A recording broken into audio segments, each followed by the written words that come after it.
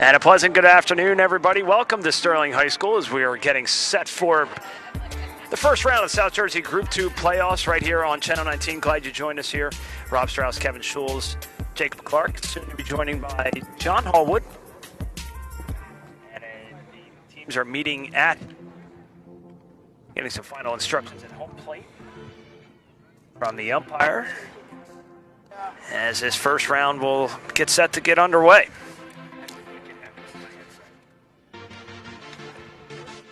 Yeah, Rob, when you look at this Haddonfield team, I know Sterling lost the last time. Previous time, Sterling lost. That was the game here. That was the last game I believe we did. And they just really had a game where the pitching for Haddonfield was good from a location standpoint. They hit the corners, and Sterling had a lot of trouble with that type of pitcher where it really wasn't a whole lot of velocity you were dealing with, just location, change of speed, and they struggled a little bit. You take a look at the last 5 games, Haddonfield's won all 5, and in the 2 this year, pretty bad losses for Sterling, 6-1 and 13-3. They're looking to change that here today, and the one that matters the most, the playoff. Definitely a Haddonfield team that's down a little bit. You look at the record, 8-10. Obviously, this is a team that, in baseball and as well as football, challenges West Deptford year in and year out for the conference crown and also for the South Jersey Group 2 title. And these rivalry games mean a lot more, and now on the biggest stage in the playoffs means the most.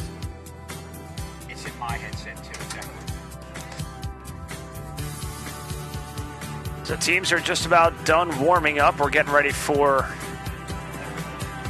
playoff baseball action. Again, congratulations to the girls softball team with their big win yesterday.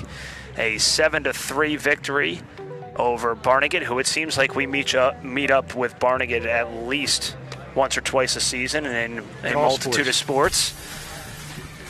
They will move on to play on Friday. I believe they're playing Heights. Haddon Heights, yeah. On Friday, and that will be at Haddon Heights. So good luck to Coach Johnson and the rest of the girls. A big task for them up against Haddon Heights. A team they split with during the year, but a game, and you know, I mean, it's this way in baseball also, but probably more so in softball, that the games are decided on one mistake here and there. You get a lot of 1-0 games, 2-1 games. A base running error here or there could, or an error in the field could be the difference between you moving on or going home. And Strauss, I'm getting word that softball game will probably be on Thursday, as the weather does not look great for Friday. Smart move. That's good intel by you. Also, big good luck to the girls lacrosse team. They are at Wall Township right now, and if we get any updates from Wall Township, we'll obviously pass them along to you in their first round of the playoffs. So good luck to Coach Claiborne and the rest of the girls. Yeah, a lot going on in this latter part of the year, early part of June, which you're normally, if you're playing at this point, you're in a state semifinal. But obviously with COVID, everything was moved back. And everybody's just happy to be out here. Nothing by you, 6. So Sterling going to bring Darian Binford onto the mound today. And Binford's numbers in 39 1/3 innings pitched. He's 5-1 in those appearances. ERA of 2.66. And has struck out 13 and also walked 13. And you're not going to get a lot of speed out of Binford, but a lot of movement in his pitches. Well, it's funny, you know, I think Haddonfield's going to get from Binford what Sterling got from Haddonfield from pitching standpoint when they played him last time here. Not a lot of speed, as you said, but great location, change of speeds, movement on the pitches, and like I said, he's going to hit the corners and keep the ball down. Does everything you need him to do, and he's had a lot of success this year. pitching that way. For Haddonfield, they're going to lead off with Nick Turnage, the DH. Batting second, playing right field, Mark Laprosito. At first base, Craig Cristino, batting in the cleanup position, playing shortstop, Bruce Parker. In left field, Scott Cowan. Brett Agnew, the third baseman, will bat sixth. Matt Stam playing second base, batting seventh. Miserandino, the catcher. And to round off the starting nine for Haddonfield, Justin Casco playing center field.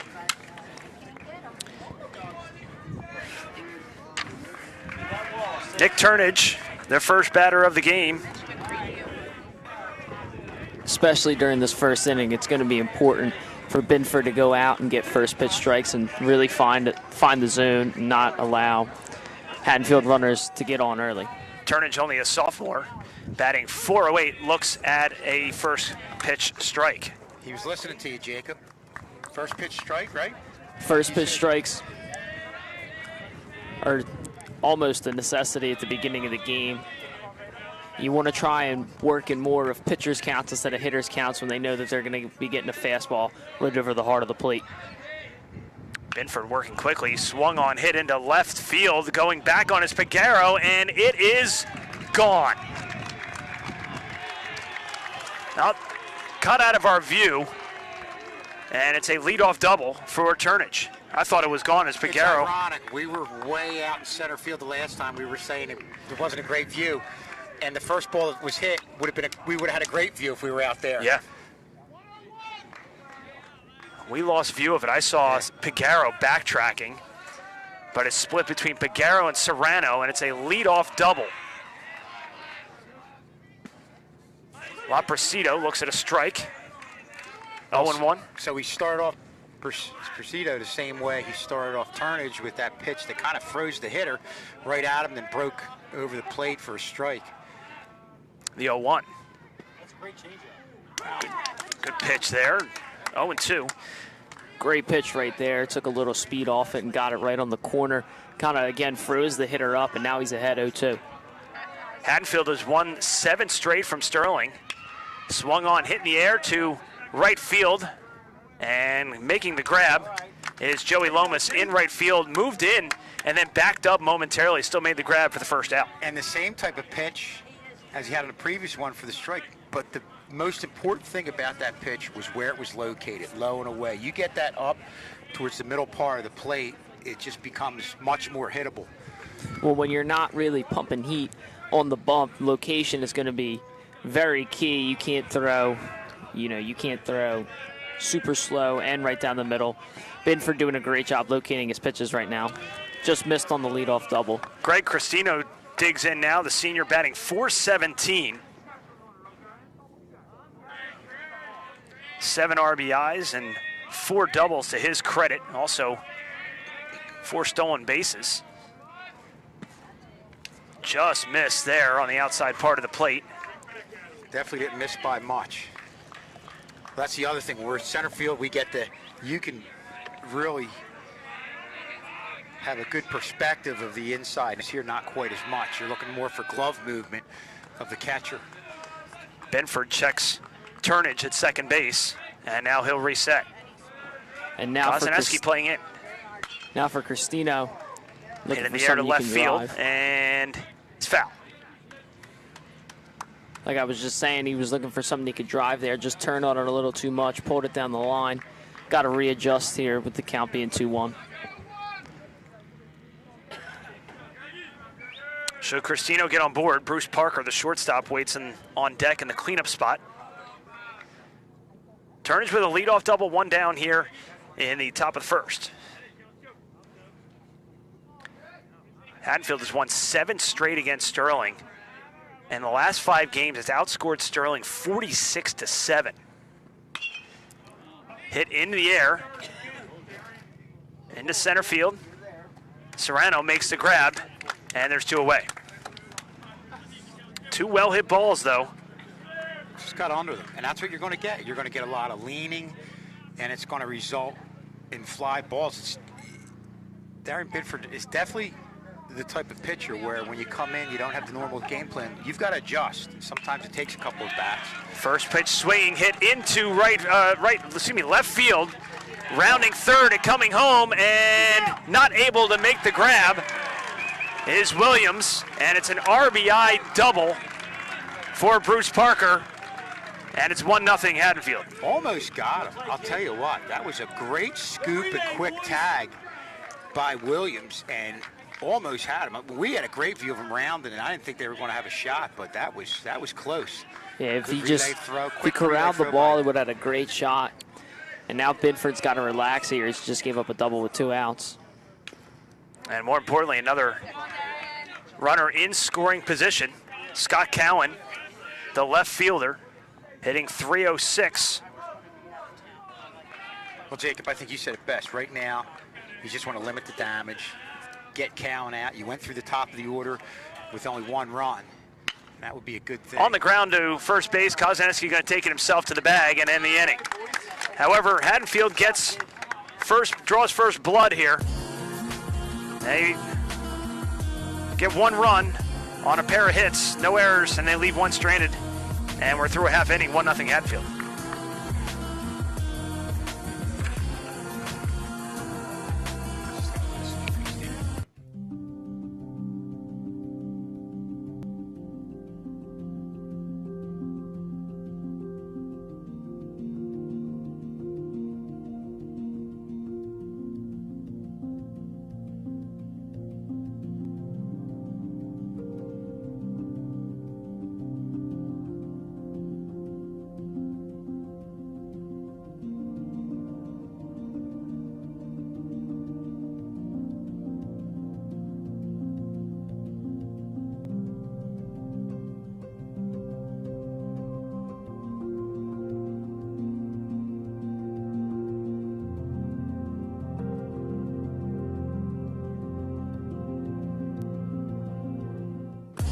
One nothing Haddonfield in the first round of the South Jersey Group 2 playoffs. Glad you joined us here on Channel 19. Rob Strauss, Kevin Schulz, and Jacob Clark as we take a look at where we are broadcasting. Different view from yesterday.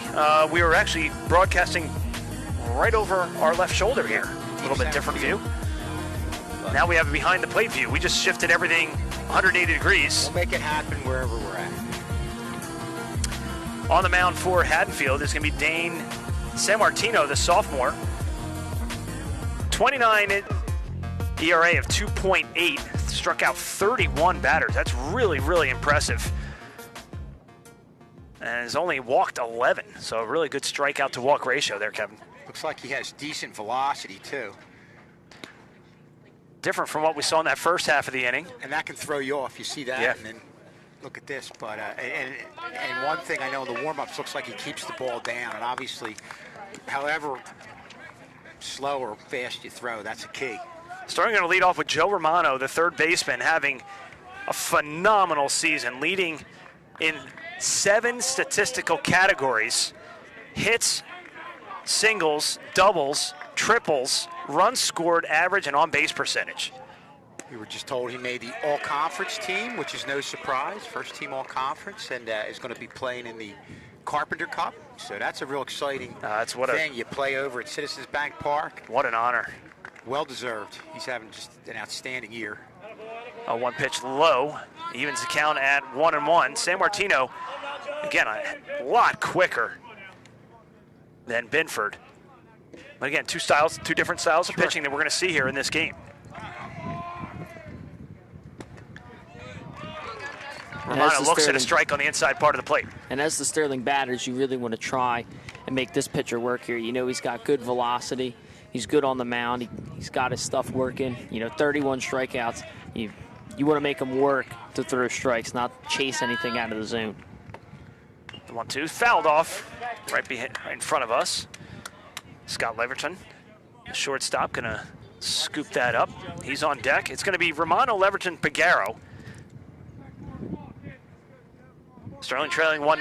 Sammartino, that last, looks like he's got that, almost looks like a 12-6 curveball. Something you don't see a whole lot, but it's got a big-time break on it. On the ground, Romano legging it out.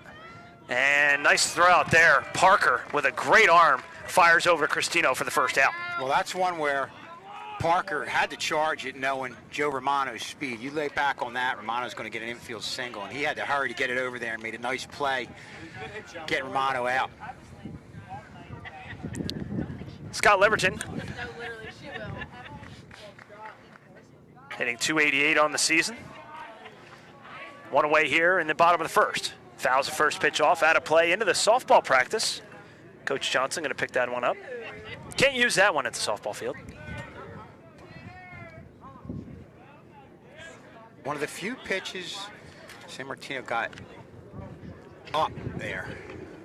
That's when you can get hurt, when you go belt high. The 0-1 delivery. Low and away, 1-1. And also early on in games, you know, all umpire strike zones are different. A lot of times, if you're a pitcher, you get that first strike, next pitch, you're trying to see what you can get. How much can you get off the plate? Just feeling out the umpire. 1-1, low and inside, 2-1. And again, Sterling batters really doing a good job. Only 2 batters in so far, but they're really making this pitcher work to throw strikes here. Not chasing anything out of the zone. Fouled, evens the count at 2-2. It really works both ways. You know, as a pitcher, you're trying to feel out what you can get. And hey, if you're, as you know, watching what's going on, you're on the deck, on deck circle or from the bench, you know, you want to see what the umpire's calling, what you have to swing at, what you can take. Swing and a miss. And Scott Leverton goes down, second out of the inning, and brings up Santino Pagaro. Having himself a real nice season as well, the senior. Second on the team in batting average at .385 and is the RBI leader with 17. Lefty digs in and looks at the first. Delivery from San Martino is low. Gets away from the catcher, Miserandino. Nobody on base, though. Yeah, Santino Pagaro doing a nice job in the 3-hole from the left-hand side, playing the left field. I believe he's got, what, 20 hits on the year? Did I see that? 20 hits. Outside. Early on had a grand slam, I believe. Yes, he did. Now he's in the hitter's count, really looking for a pitch in one spot that he can drive, find a gap, or put one over the fence here. The 2-0 delivery. Outside, 3-0. Got to be taken all the way. Absolutely. Here. I was about to say, not even taking the bat off your shoulder here. Especially with 2 outs.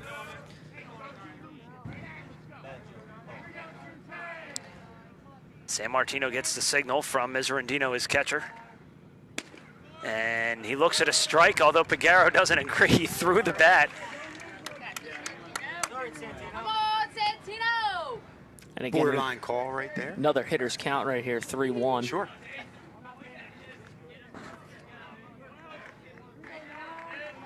See if he gets a pitch he likes here. There's the walk that he was looking for. Ball 4, Pagaro on first, 2 down. Brings up Sean Kozaneski.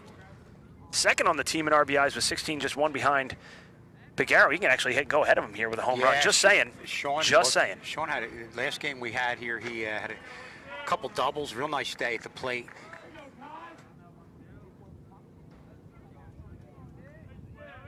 Tall glass of water is Sean Kozaneski. Swung on and fouled away. 0-1. Old Kozaneski family to our left. Yep. Big fans. Come on, Sean! Pagaro takes his lead off of first base. Small lead. Cristino keeping him on. The 0-1 in there for a called strike. And that's a good pitcher's pitch. It wasn't that big 12-6 breaking ball, but it looked like it was an off-speed. Broke a little bit, but again, the location, it was down. And got it right at the bottom of the zone. Yeah. Really good pitch. 0-2 the count to Kozaneski with 1 aboard. Swung on and missed to end the inning. Kozaneski goes down swinging, the second strikeout of the inning for San Martino. No runs, no hits, no errors. They leave 1 stranded. Head to the top of the second. 1-0 Haddonfield.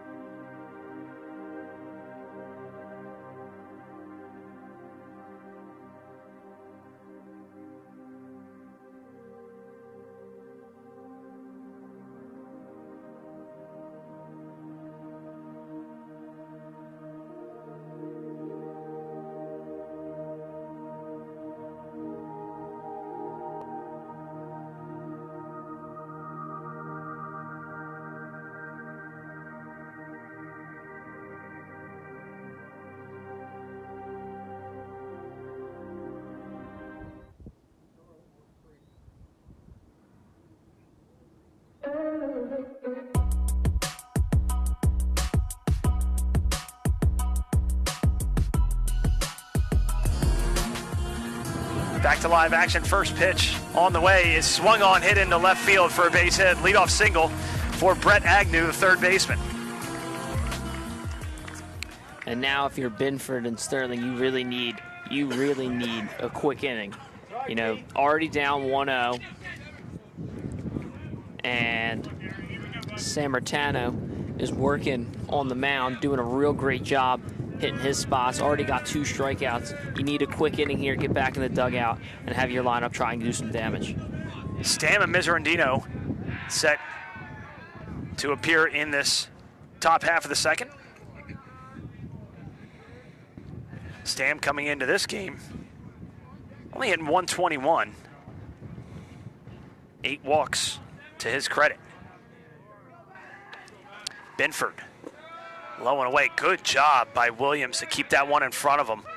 And that's a great block. Great job getting his body out in front of it. And they're the tough ones. Not only do you have to get down on your knees, it's not like it's right down the middle of the plate. You got to shift out and get down. Absolutely. Got to move to get your body out in front of it, drop the hands, all at a really quick pace. Swung on, fouled off. Just the end of the bat for Matt Stam.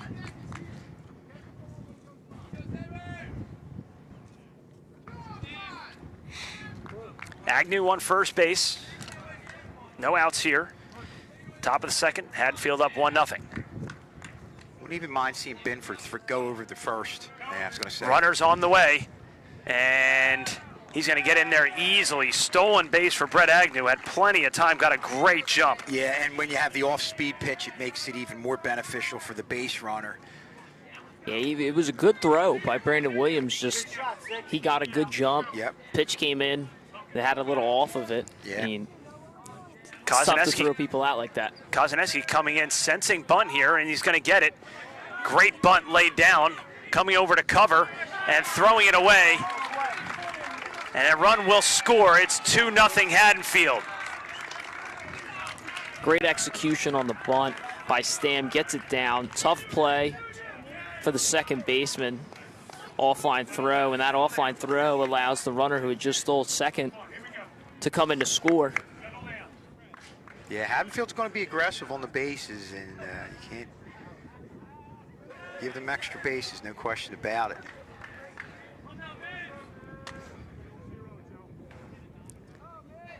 And now let's see if Binford can relax here. Going at the 8 and 9 hitter next. On the way again, and safe again. Ball came out of the glove. So back-to-back stolen bases. Stam is aboard at second.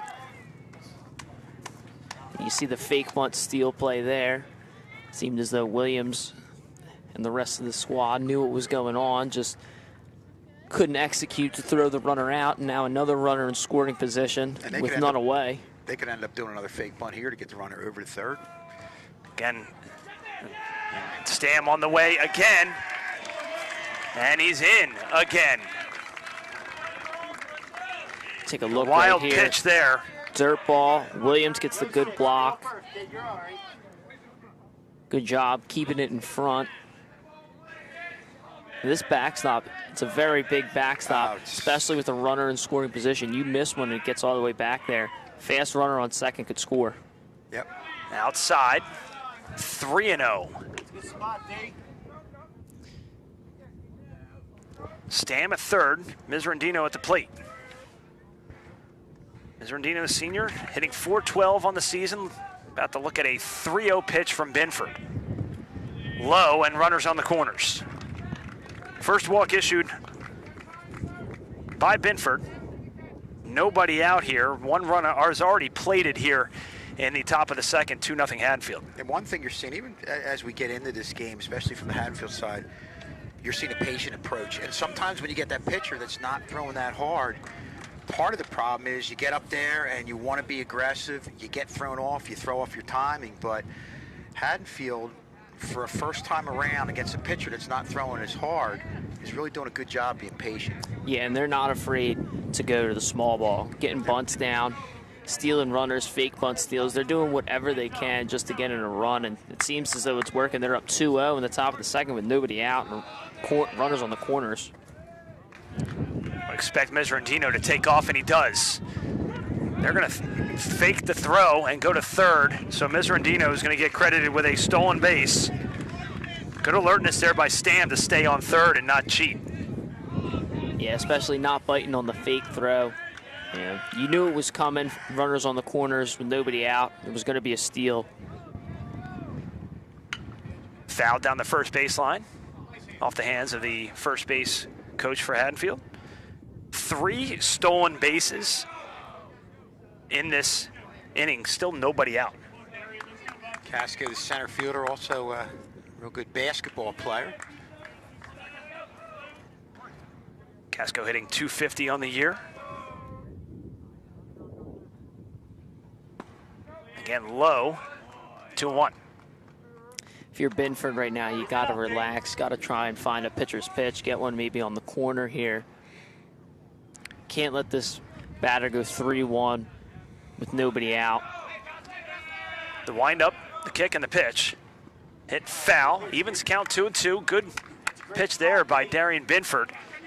And what he needs here is just a confident strikeout, I think. Yeah, and that's good when you have batters leaning. That's when Darian Binford is on, when he can get them leaning and lunging.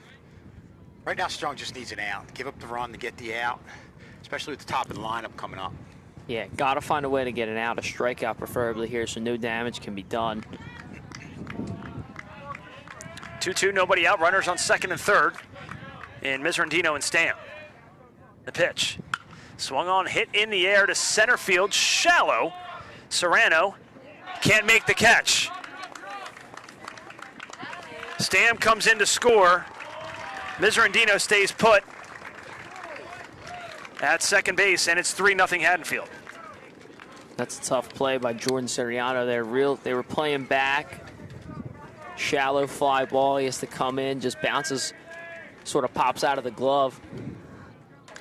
And that's a score to hit. It's a tough out to give up there. Well, it's always tough at this field with the wind. You never know, what that's going to do to a ball. But probably want to tell you that he should have gotten there.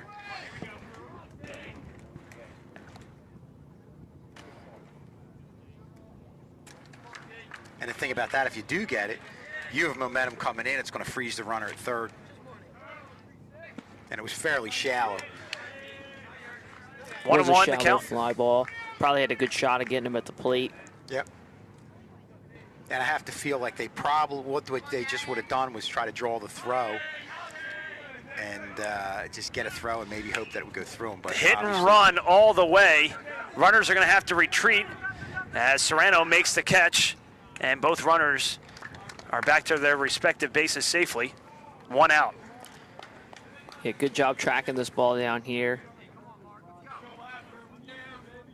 And that's a big out, getting Turnage out, the leadoff hitter. Absolutely big out. You had none down.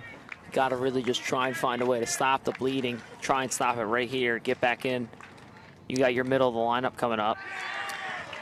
Laprecido is hit by a pitch, so that'll load him up for Greg Cristino, the first baseman. And there's one away. Cristino popped out to center field last inning. It's like they're going to bring the corners in and keep second and short back. The double play. First pitch swung on and driven into left field. They're going to bring 2 runners across the plate, and Haddonfield has broken this one open. 5-0.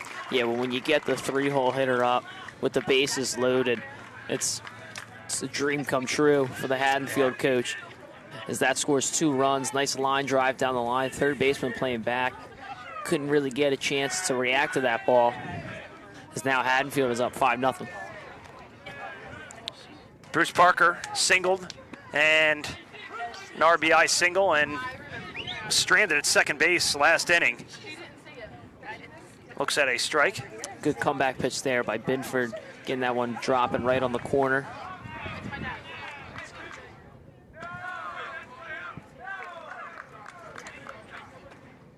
All the way down the mound, D. Come on, kid. 1-1 the count to Bruce Parker, the shortstop. Again, hit on the ground to third base. Got the runner at third, and they turn the double play there. 5-3 double play. Great job and a better scoop by Sean Kozaneski to end the inning. All around great job. Romano gets it, knew he had to hurry, and what a job at first by Sean Kozaneski. Getting the scoop, keeping his foot on the bag, and getting that double play to get out of the inning. Haddonfield plates 4 runs. They lead this one 5-0. We're ahead to the bottom half of the second. It's 5-0 Haddonfield.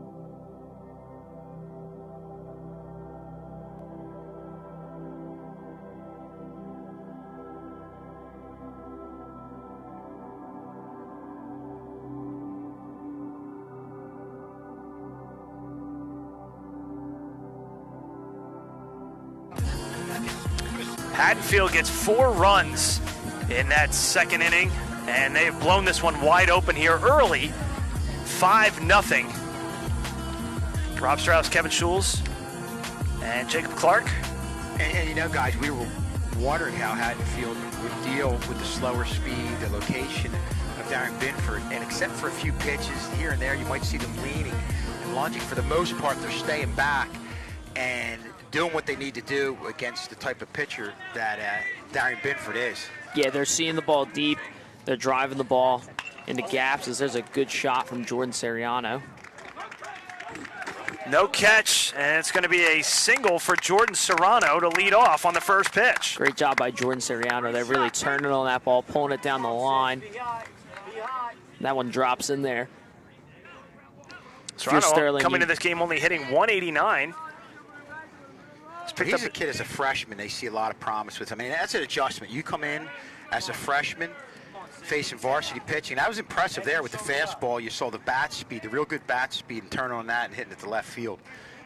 Williams and Lomas also due up in this bottom half of the second. San Martino deals inside, and what a difference, you know, seeing Binford's pitching style as opposed to San Martino. Well, that's why I asked Jacob. You know, he plays and is more in tune with the velocity and who throws how hard. I'm a little bit away from that. How hard you think he throws? He thought maybe late, high 70s, low 80s. Here after Binford, it looks like he's throwing 90 miles an hour. Yeah, and the two different pitching styles, you know, come with their advantages and disadvantages. You know, Binford, if he can paint the corners really well, he's going to be a tough guy to hit. Whereas the speed of San Martino is tough to catch up to as a batter. They both have their advantages and disadvantages. It just looks like Haddonfield is really seeing the ball deep, hitting those balls that are on the corners, hitting those pitchers' pitches. Well, I'm not only impressed with his velocity, but his ability to locate. And, you know, when you throw hard, you get something. That's when you get hurt, when you get a belt high. But he's really been keeping everything in the lower part of the zone, right at the knees and away. He's got a nice break to a lot of his pitches. Yeah, and now with Williams being down in the count, maybe expect that curveball here. He's just backpicked to first.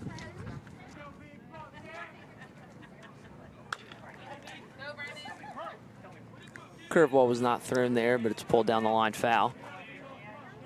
Well, it's somebody like this who locates, and we talk about the difference. You know, George Siriano's playing at the varsity level. The difference between here and maybe at a lower level is that it could be 3-2 and you'll still see a breaking ball. Whereas at a lower level, 3-2, you're going to see a fastball guaranteed. Yeah, here, as there's the pickoff move to first, Siriano slides in safe. But here, the big difference is the pitcher's location, and the way that they trust their stuff is so much different, whereas down at the JV and freshman level, they're still the pitchers are still developing their pitches. They're still working on it. The fastball is mainly the go-to. See a lot of fastballs. That one's lined into right. Good 2-strike swing there from Brandon Williams. Sees the ball deep. Hits it into right field. Good job by Brandon Williams getting that ball to right field. And that was a good pitcher's pitch. It was down, but he hit the ball where it was pitched. And just like that, Sterling's got runners at first and second with nobody out. So a good job here by the bottom of the lineup. Joey Lomas up at the plate. He's batting .250 on the season. Squares the bunt, but takes the pitch as it's called a ball, 1-0. Nobody out here, and Sterling rallying after giving up 4 runs in that second inning. Lomas shows bunt, brings it back wisely there. 2-0. I like the strategy here from Sterling. Get the bunt down. If you can get it down the third base line, and Lomas can beat it out at first. Now you have the bases loaded for Colin Chestnut with nobody out. Great opportunity to drive in a run. Joe Lomas had the game-winning hit the last time we were out here. Showing bunt again. Brings it back. And it's 3-0. Not going to take the bat off the shoulder here, trailing by 5 and nobody out. This is where you can get rallies started, especially, the lower part of the lineup hasn't hit as well this year, but they get things going. And you've got a top of the lineup with Sterling that really offensively has done a good job this year, so this could get things going. Looks at a strike. Would you have given him the green light there? Being down by Probably 5, not. No. probably No. not. But they want to get this bunt down. They want to try and move these runners both into scoring position. And with 3-1, got a good chance to see a fastball right down the middle. Lomas, real nice bunt, drops dead right in front of Miserandino. Let's see this on the replay. See that on the replay. Great bump by Lomas, though.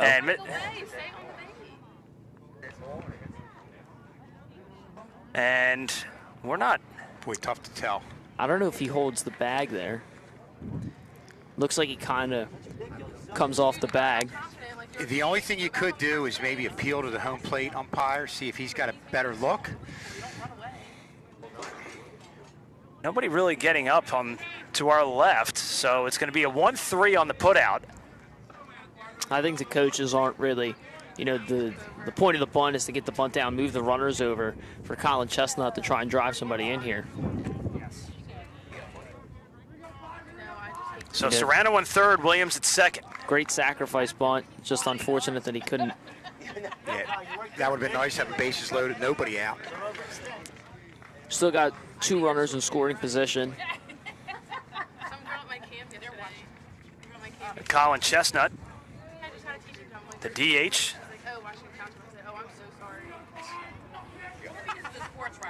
Darian Bidford, the pitcher, waits on deck.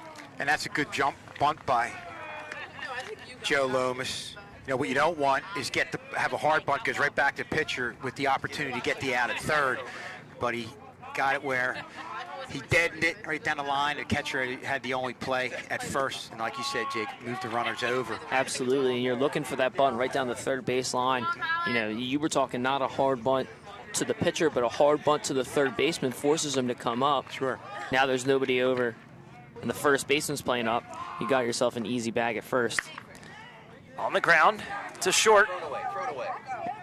Chestnut gets an RBI, gunned out at first. Nice fire there from Parker to Cristino, but the run does score. Sterling's on the board. Serrano crosses the plate for Sterling's first run. And that's the big thing. If they're getting runners at first and second, with nobody out, you've got to get at least a run home, and they were able to do that. It would have been a killer if you get in that situation and you come out of the inning with nothing. So Sterling is able to get that first run. Yeah, absolutely.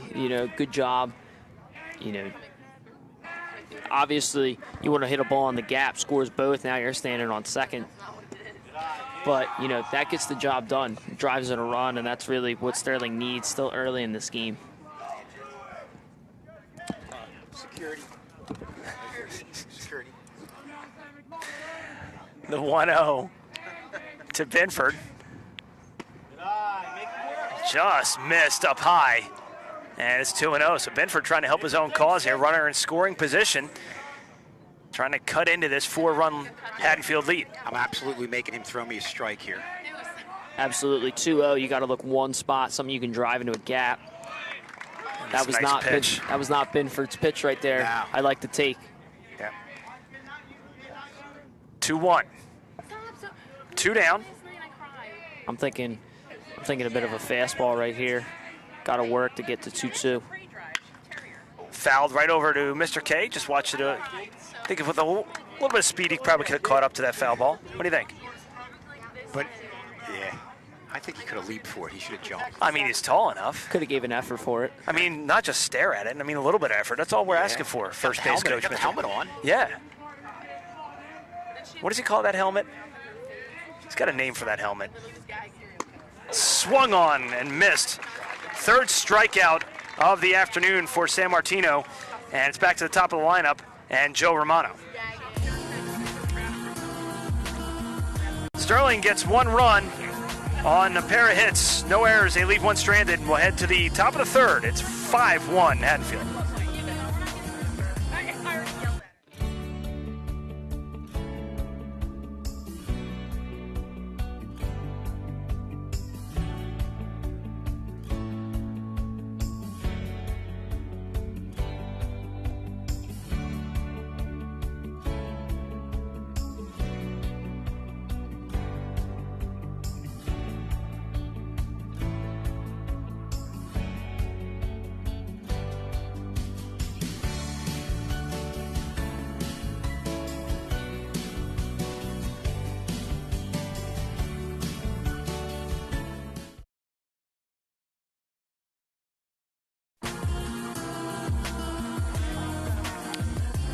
(5-1) top of the third in this first round of the South Jersey Group 2 playoffs. Glad you joined us here on Channel 19. Rob Strauss, Kevin Schulz, and Jacob Clark. Guys, good rebound there.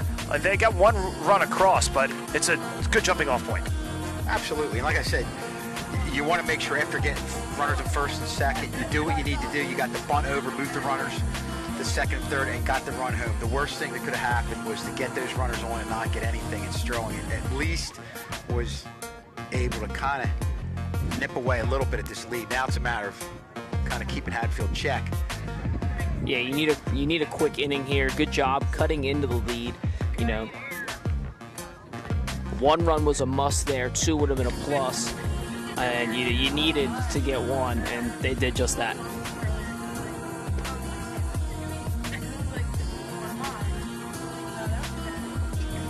So for Haddonfield, middle of the order, McCowan, Agnew, and Stam. McCowan's going to lead it off. Grounded out to third in the first inning. And Sterling needs a very quick inning right here. Can't have runners get on base and Haddonfield deal more damage. That literally is them. And the wife is like having an affair. Haddonfield plated 8 of 9 possible players in that second inning. 4 of them crossed home plate. Off-speed pitch from Darian Binford evens the count at 1-1. Shout out to Dan Riley, our culinary arts teacher, checking us out at home. So shout out to Mr. Riley. And Mr. Riley is we're getting a request. This just in from the production truck to bring food. We haven't had a catered right on it. Yeah, we haven't had a right now catered event for a Channel 19 gig yet. Nice. Wouldn't it be great if we had like the pregame spread that like the media spread? Yeah, you know, you said it's never happened before, but there's a first for everything, and today would be a great day for it to be the first. Yeah, we'll work on that for next time. I'm hungry right now.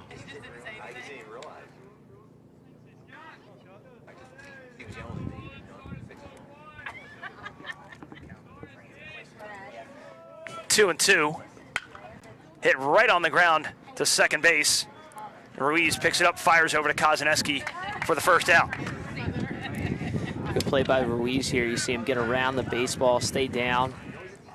just a routine ground ball, but he's putting in the work to get his momentum working forward. I agree with you, Jacob. He got low, made sure that, hey, if you get a bad hop, you're going to get, sometimes that'll happen on this field. He hit his body in front of it where it would have hit him in the chest, and he would have still had a time to recover and make the play. So nice little, looks simple, but it's a nice way that he approached that, the ground ball.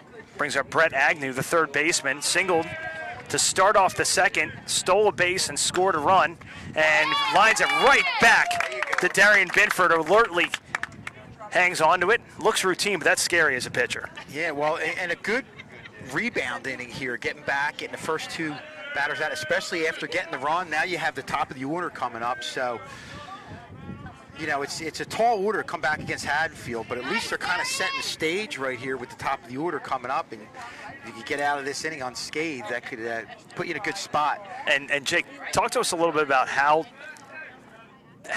difficult it is to face a pitcher like Darian Binford, who's not particularly pitching with a lot of velocity, but you see that pitch come in and your eyes must get as big as saucers. Well, absolutely. It's so difficult because you know that you can hit it. Whereas, looking on the other side, San Martino, you're not as sure that you're going to be able to hit, the high 70s, low 80s, right down, on the outside corner. Whereas Binford has great stuff. As the ball got away from Seriano and allows Stam to get an extra base. So it'll be a single and an error that allowed Stam to move over to second base. Well, that was that slow off-speed pitch, and to me, that's a perfect example of how Haddonfield, coming into this game, adjusted their approach. Stam stayed back, let it come to him, let it get in the zone, and just lined it to left center field. Yeah, when you ask on how to hit those pitches, or a pitcher like this, you just have to see the ball deep, and that's exactly what Stam did right there. He saw the ball deep, he didn't get out in front, didn't lunge at it, pieced it up, good hit to center, and then got lucky that the ball got by Seriano, and he was able to advance an extra base. Now he's in scoring position. Catcher Evan Miserandino digs in. He walked and scored a run. His last plate appearance. And Rob, how many times, Jacob, how many times have we done games where it takes teams one time through the lineup to adjust to a pitcher like Binford, but again, Haddonfield really has hit the ground running today. Well, and as the pitcher works through the lineup, you got to mix in some certain pitches. I feel like Binford is working more to that curveball. I feel like I've been seeing it more since the lineup turned over again. 3 errors on the afternoon for Sterling. I think 2 things that you can look at, just before coming into the game, about mistakes is which team is going to have, whichever team has less errors and whichever team has less walks is probably going to win the ball game. Can't give batters free bases. You see Binford avoids giving the free base right there, fires on a strike 3-1. Saw Santino Pagaro, thought he was walking on a 4-pitch walk, but umpire thought otherwise, and Miserandino almost did the exact same thing. 3-1, 2 down, runner on second. Swung on and missed. 3-2. And right here would be a huge out for Binford. Runner in scoring position, can't let any damage be done here. Got to go back into the dugout, keep the score where it is. Binford 13 strikeouts on the year, and that is going to roll foul as long as Williams does pick it up wisely. That had some backspin on it too, and that's one you got to pick up immediately after it crosses that foul line. Yeah, that one could have spun fair. That could have ended really badly. Got an infield single there from the bottom of the lineup. Looking at getting out of the inning now. We got runners on first and second with 2 outs. You just worked all the way to get back to 3-2 after being 3-0. Yeah. It's got to be frustrating if that one gets in fair. 3-2, 2 down. The pitch from Binford outside, didn't get the call, and now runners on first and second. That was close. Look, that's a tough one to take, but yeah, that just missed right there, just a bit out. Boy, we could have used that. But a good job of Darian Binford kind of coming back in that at bat, battling and getting it to 3-2. Absolutely, and now he's got the 9-hole hitter. Should just go right at him. And you got to be able to trust your defense. It's hard to when they got 3 errors in only 3 innings. Yeah. So he gets a strike right there. But 3 errors in 3 innings, it's got to be tough to trust your D. But you got to be able to trust the defense. Yeah, and you want the top of the lineup to come up next inning with start off with nobody on base. So yeah, I agree with you, Jacob. Just throw strikes here. Low and inside, 1-1 to Justin Casco, the center fielder. Scored Haddonfield's 5th run on an error just last inning. The errors have really killed Sterling. We even saw it this inning. You know, with 2 outs, could have minimalized it to a single. Ball gets by Seriano, turns it in, he legs it out to get the 2nd off the error. So our tech crew members having a good time up there. Yep, tech crew as always doing an outstanding job. Called on yesterday and today. Back-to-back games. Yep. Pitch swung on, fouled. Just ahead of it was Casco, but a good pitch there by Darian Binford.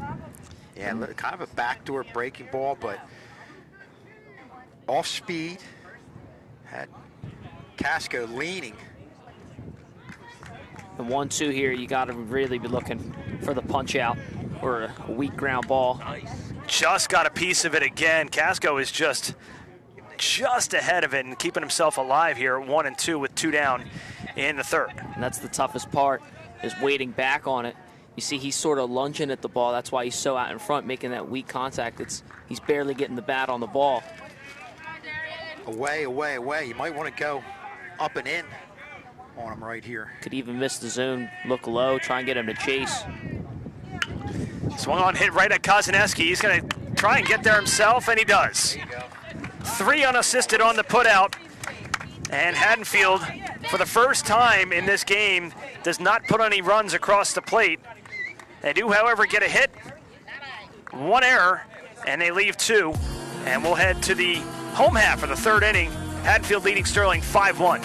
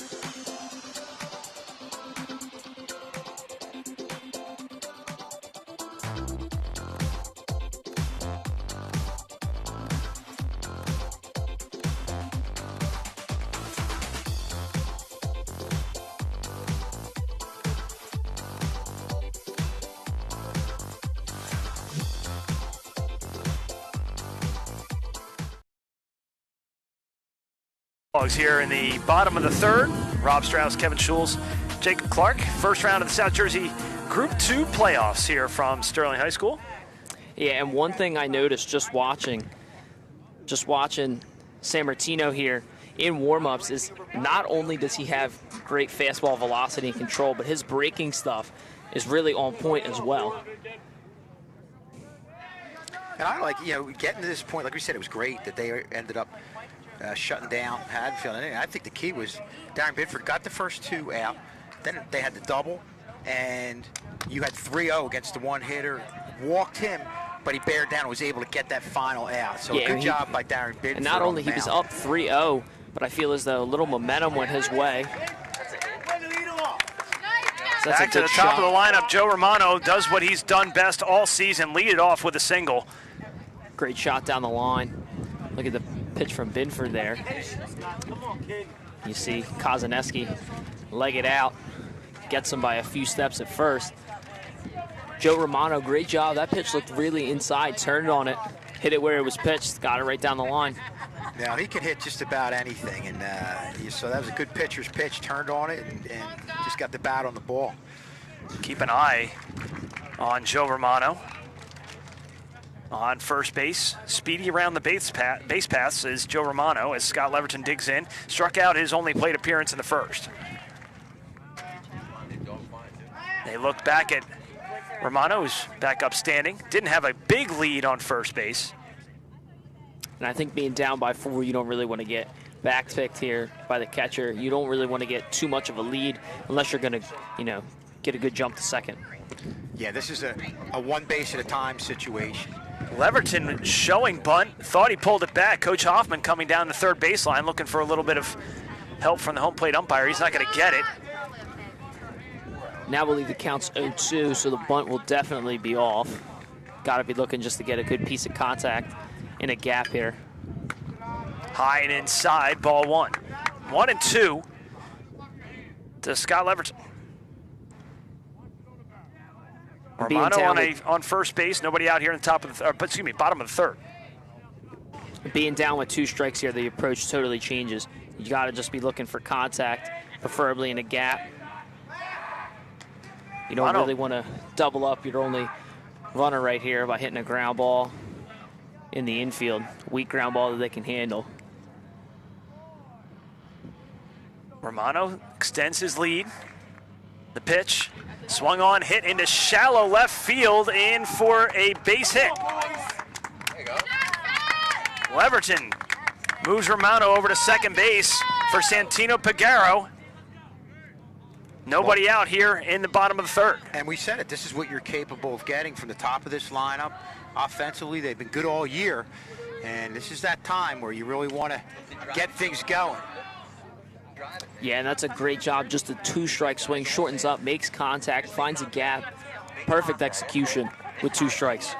The lefty digs in, showing bunt, draws it back, pitch outside, wisely moves that back. Santino Pagaro walked in the first, was stranded at first base, and a real quick bottom of the first for Sterling. We've seen this from both teams, not afraid to bunt with runners on first and second, no outs. Really the right, smart play. Pagaro showing bunt, draws it back. First baseman Cristino was charging in. Pagaro didn't like the call. It's a second call he didn't like from the home plate umpire this afternoon. 1-1, nobody out. Romano on second, Leverton at first. Perfect bunt here would be a hard bunt down the third baseline that forces the third baseman to charge, and you leg it out at first. Pagaro offers strike 2, and so now the bunt is now off. Unless you're a gambling man and want to lay down the bunt. I don't know if you're going to do that down 4 runs here in the third, but all I know is I wouldn't. Now Santino's just got a battler. This is tough being down 1-2 against the pitcher the likes of San Martino. Swung on, hit into shallow left field, and it's in for a base hit. And now they're juiced for Sean Kozaneski. Great 2-strike back-to-back approaches right there. Shortening up, seeing the ball deep, finding a gap. Absolutely great execution. Now you got the 4-hole hitter, which is even better than the 3-hole hitter being up with the bases loaded. This is a coach's, I said 3-hole hitter, bases loaded, coach's dream. This right here is what the coach is really dreaming about, 4-hole hitter, bases loaded. Bases full for Sean Kozaneski. The senior struck out to end the first inning. No outs as well. Just checked the swing, went off the end of the bat, so strike 1. All right. San Martino keeping the ball down. One of the few times got it up a little bit in the zone with Pagaro, but it was away. But that was just a great piece of hitting by Santino Pagaro. Absolutely, with 2 strikes, taking it the other way. Good eye by Sean Kozaneski. Thought about the swing and brought it back. 1-1. Big opportunity here for Sterling with the top half of their lineup. Trailing by 4. And it looks like Tying right at the plate. Looks like Haddonfield has the corners up, middle pinched. Inside, 2-1.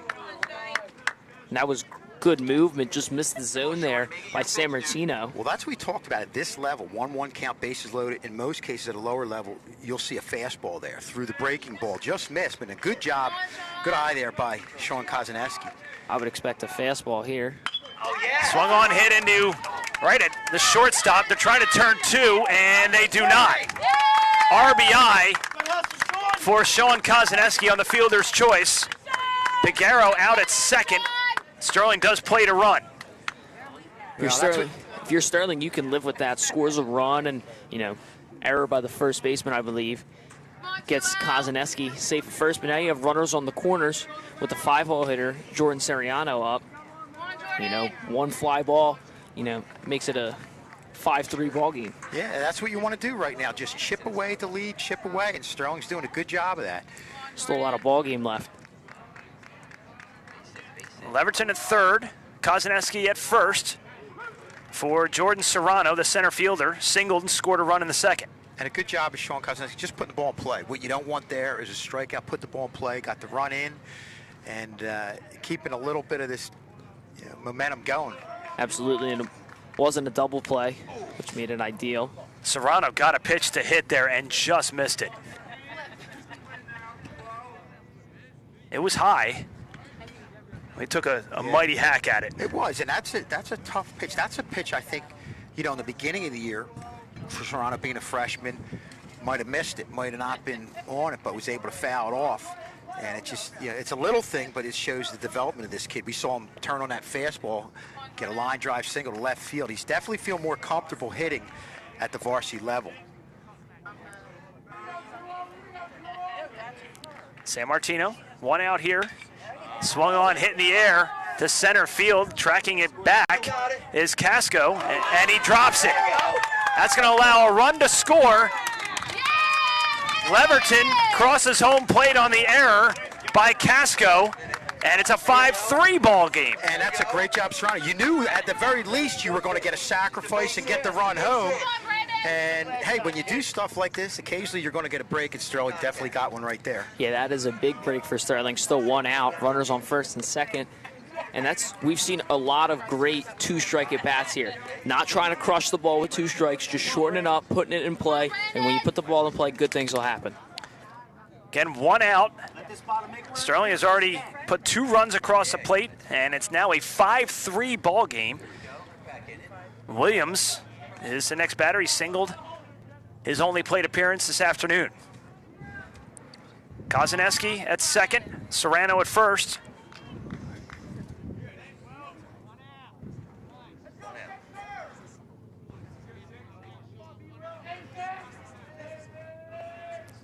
It's the first trouble San Martino's been in today. Let's see how he reacts. First pitch, low, ball 1.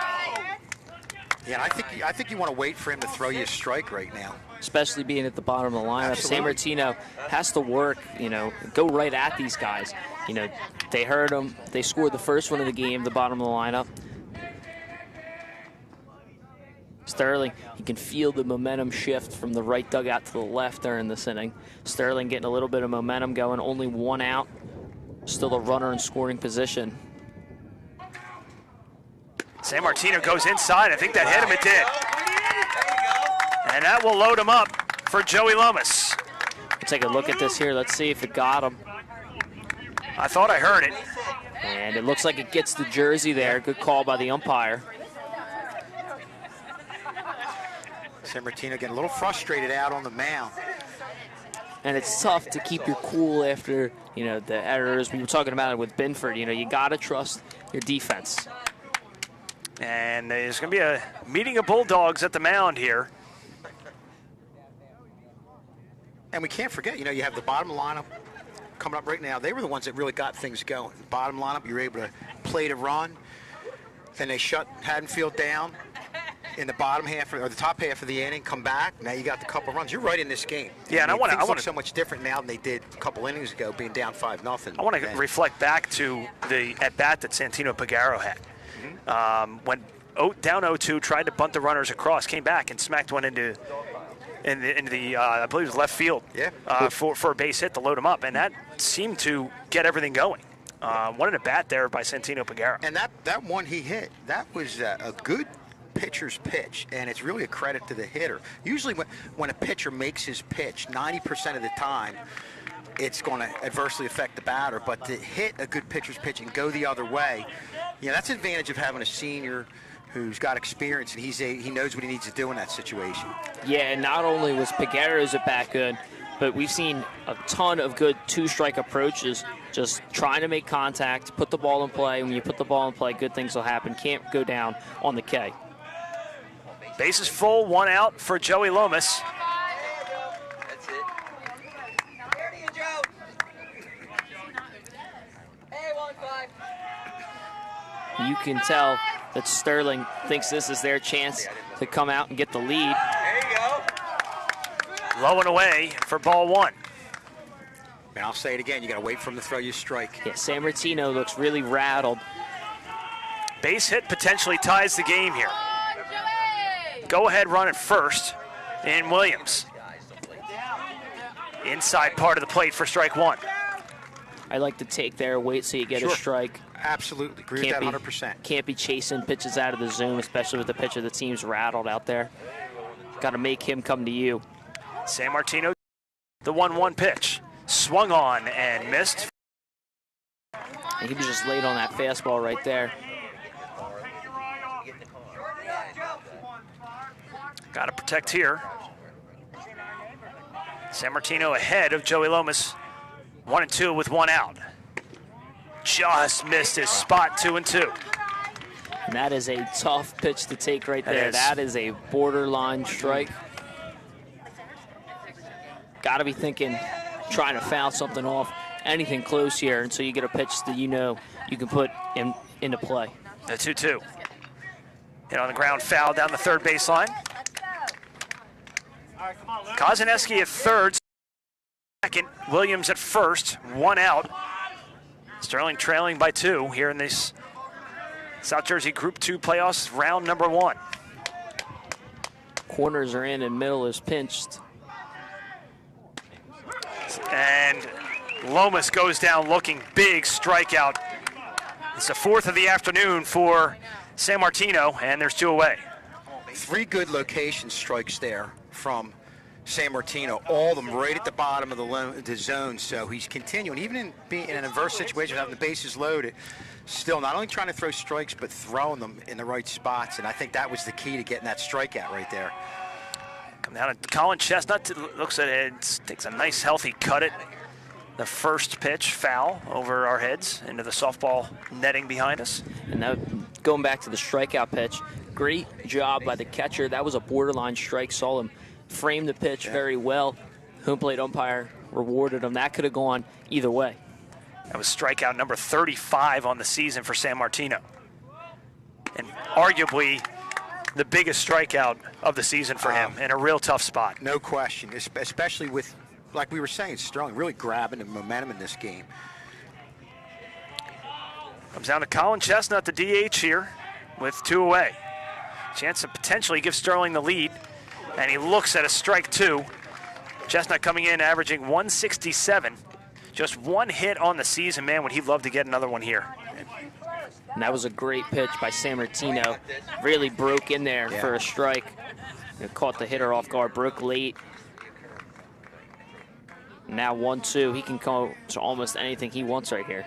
San Martino just missed his spot. Chestnut almost went down back-to-back looking. You talked about the catcher on one of the previous pitches, framing good. The one thing there he did that's usually a no-no is he moved the glove. Instead of moving his wrist in, he moved the glove, and I think on close pitches like that, it's going to be difficult for you to get that strike on that last one right there. Chestnut on the ground. It's going to force Haddonfield to make a play at third, and they do. What a rifle from Agnew to Cristino to end the inning, but Sterling gets 2 runs on 3 hits, 1 error, and they leave them loaded. We'll head to the top of the 4th. Sterling trailing 5-3 over the Bulldogs.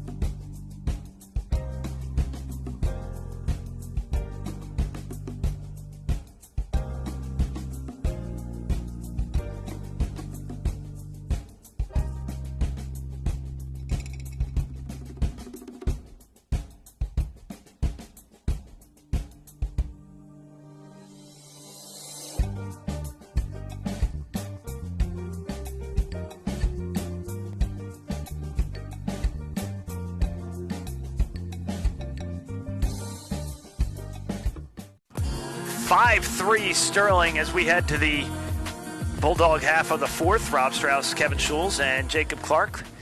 First round of South Jersey Group 2 playoffs. Glad you joined us here on Channel 19 and across the world via YouTube.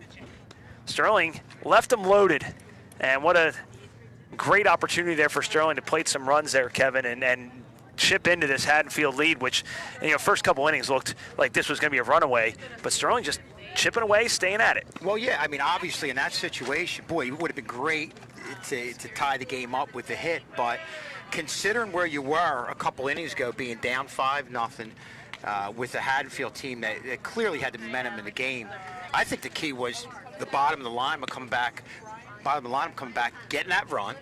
Then you saw Darian Bidford shut them down in the top half of the inning, and then of course Sterling had the top of the lineup come back and do what they've done all year, just get a couple runs to put them within 2 runs. Yeah, absolutely, and Binford needs another quick inning right here. You have the momentum. Don't let Haddonfield get any of that back. And I think the one thing that we discount here is how much of a factor momentum is. Yeah. Haddonfield has all of the momentum. That really, was killing Sterling. Sterling gets some of it back. Can't let Haddonfield get that momentum back, because then they'll just start piling on runs. Well, it's going to be a mirror image of the bottom of the third for Haddonfield, as it was the top of the lineup for Sterling in that bottom half of the third. Now back to the top of the lineup for this Haddonfield squad. Turnage, Laprosito, and Cristino for the Bulldogs.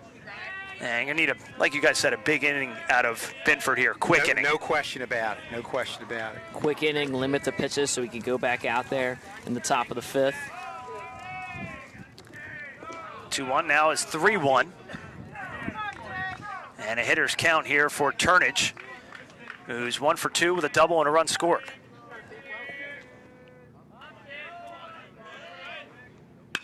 Swung on, hit in the air to shallow right field. Squeezing it is Lomas for the out. Well, that's a good job. First out. If you notice, and it happens most of the time, when Haddonfield was able to have those big innings, they got the leadoff hitter on. And Turnage is a kid with speed. He can do a lot on the bases. So that is a huge first out for Darian Bidford. Yeah, especially on a 3-1 pitch. They were looking to drive. He got a weak, routine fly ball right to Lomas. Brings up Mark Laprosito, the right fielder. Hit by a pitch. And he looks at strike one to even the count. We were talking about the movement for San Martino, but Binford has a little bit of movement on his own, showed it off right there. Swung on and hit into center field. Backtracking is Serrano, who makes the catch. Made that error earlier in the game, but made up for it there. He came in on that ball momentarily and then retreated. He adjusted, but that's what you're going to get with that pitch. It's like just a lob pitch. I don't know if it's something that really breaks or anything. It's just a lob pitch, and you're going to get fly balls. It's almost like if you took a baseball player and had him go play slow pitch softball. The first time around, he's going to be popping balls up. First pitch swinging for Cristino, his second consecutive single, and he is 2 for 3 on the day, and he's aboard here with 2 outs. If you're Binford, you're all right with that. It's a leadoff single, but there's 2 outs left. He seems to be trusting the defense more. And, 4-hole hitter, just got to go right at him, keep trusting the defense. Yep. Sterling got the first 2 outs of the third inning and then made it interesting as they left 2 aboard in the away half of the third. So what we needed here is a quick inning, and we're 2/3 of the way of getting there. Yeah. Binford, an easy look back at Cristino, keeping him honest at first base. Believe we saw Scott Cohen, the 5-hole hitter, warming up in the bullpen. Well, the nice thing, if you're able to get through the top half of the top half of the order, and you won't face these guys till maybe the 6th inning. And Sterling, on the other hand, because they had the big inning, they're going back with the top of the order, coming back again after getting a couple runs, drawing within 2. So again, there's a lot of good scenarios that play out good for Sterling right here if Binford is able to get out of this inning with no runs. Oh, 1 low and away.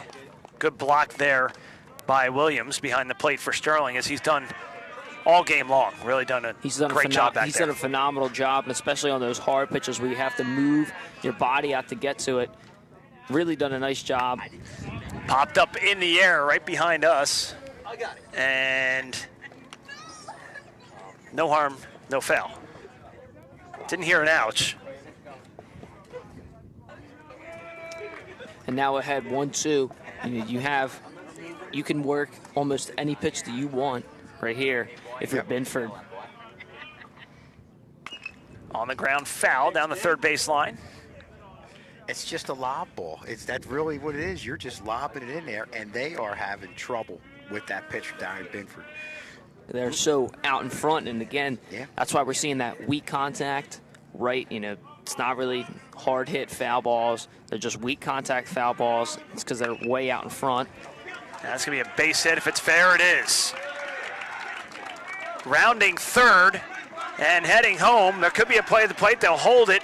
There'll be an RBI double for Bruce Parker, and Haddonfield has doubled up Sterling 6-3 here in the fourth. Yeah, I've got to give credit to Parker. We're saying he looked off balance initially, but a real nice job of adjusting within the at-bat right there to get the line drive, and that's a big hit there for Haddonfield, getting that extra run, and especially light with the way Sterling's hitting the ball, and Sterling having the top of the lineup coming up in the bottom half of this inning. And all this done with 2 outs. Yeah.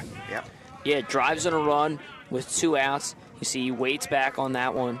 He's not out in front, and that's why he pieced that one up right there. Got good contact. It wasn't a weak foul ball. Second RBI of the game for Haddonfield, so Parker's responsible for 2/3 of the Haddonfield offense. Or is that a third? That's 1/3. I think that is 1/3. Now if you're You were Scott, close. I was getting there. You're close. It's the end of the year, Yeah, so exactly.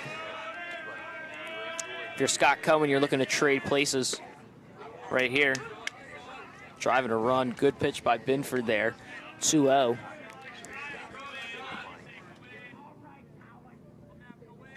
I didn't have my calculator out for that. I needed like an abacus. Start getting into fractions and percentages. That's where I'm. Fractions are tough. I'm out. I'm They're out. tough. But you are a stat guy. You're a good stat guy. I'm trying. Yeah. Kind of screwed up that last one, but hey, whatever. Scott Cowan, 0 for 2. And he is now aboard with the walk. Talking about math and the equation to success right here for Haddonfield. Wow, that was Got to be. Good terminology there. Wow, be look at you. Got to be. Coming up with big words late in the year, too. Got to be getting walks. Walks are good base hits, like we just saw. Start getting that momentum back. Start applying pressure on this Sterling top of the lineup to produce.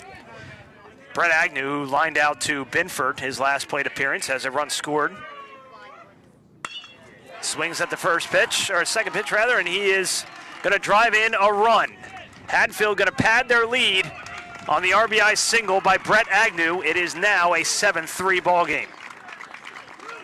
Give credit to Haddonfield. I'll tell you what, Sterling had a big couple of innings, got himself back in this game, but Haddonfield, and again, impressive with 2 outs, did what they had to do to play a couple more runs to extend the lead to 4. And now dealing with the bottom of the lineup, you got to go right at him, especially with damage being dealt. Got to stop the bleeding right here. First pitch from Binford is on the ground right at Leverton, and it goes through his legs. Another run is going to score. It's going to be runners on the corners. That one gets away, and that's going to allow another run to score on the error. And it has come unraveled here in the fourth with 2 away. Well, That's what happens. You put the ball in play, and good things will happen. You see right there, that's an error. That scores 2 runs. And now Stam is on third in great scoring position with Evan Mizardino, the catcher, up at the plate. And, Binford went right at him, and, Stam just got a good swing on the ball. and obviously Haddonfield coming in this game, I think they're 8-10, not really having a great year, but these are the types of situations where teams that have good traditions know what to do. You know, younger kids see this, see what goes on, and you know they're able to extend the lead where other teams might not be able to do this and might shut down. In the air to left, squeezing it for the final out is Pagaro, and the inning is over. Haddonfield gets 4 runs on 3 hits, 1 big error, and they leave 1 stranded. And Haddonfield responds with 4 with 2 outs in the top of the 4th. It's now 9-3.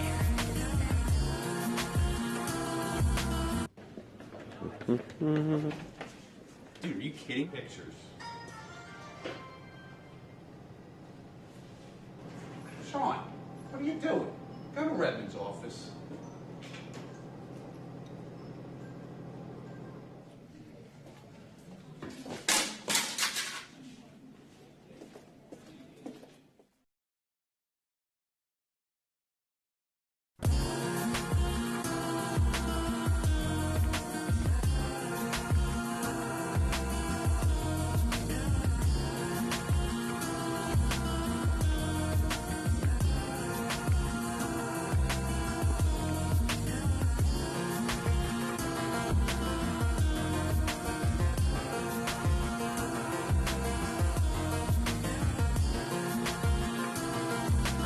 And we are back with Sterling playoff baseball down here to Haddonfield, 9-3 in the bottom of the 4th.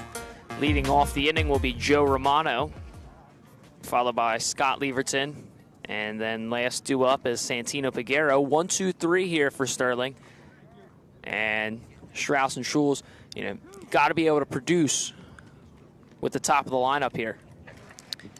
Yeah, hopefully Binford can get aboard here and start something, as Haddonfield, what an answer from the Bulldogs, all with 2 outs generated. Now a pair of errors helped that along a little bit, but Yeah, you have to give them credit. I mean, yeah, and I talked, just what I said, I'll say it again when I said to Jacob that you had a team coming in 8-10, but this is a team with kids that know how to win, know what to do, and not even just in this sport, but I think when you have a winning tradition in all sports, they don't get down, they know when they have to produce, and really took away the momentum, grabbed the momentum back. Speaking of momentum, that's a good way to start it off. Binford, a leadoff single. Way to help yourself, 7. And now it's back to that top of the order that Sterling had their shot last inning, and they left them loaded, but it all started with Joe Romano. Well, you know, they've got a tall order now being down by 6, but this team definitely has the capability to get back in this game. There's no question about it, again, especially with the way they hit. I think if the bottom of the lineup produces, I think Sterling has got a good shot to cut into this lead. A great shot to get a big portion of this lead minimized, especially with the leadoff single there from Binford, which was a great swing, by the way. We saw San Martino struggle a little bit in that 3rd inning.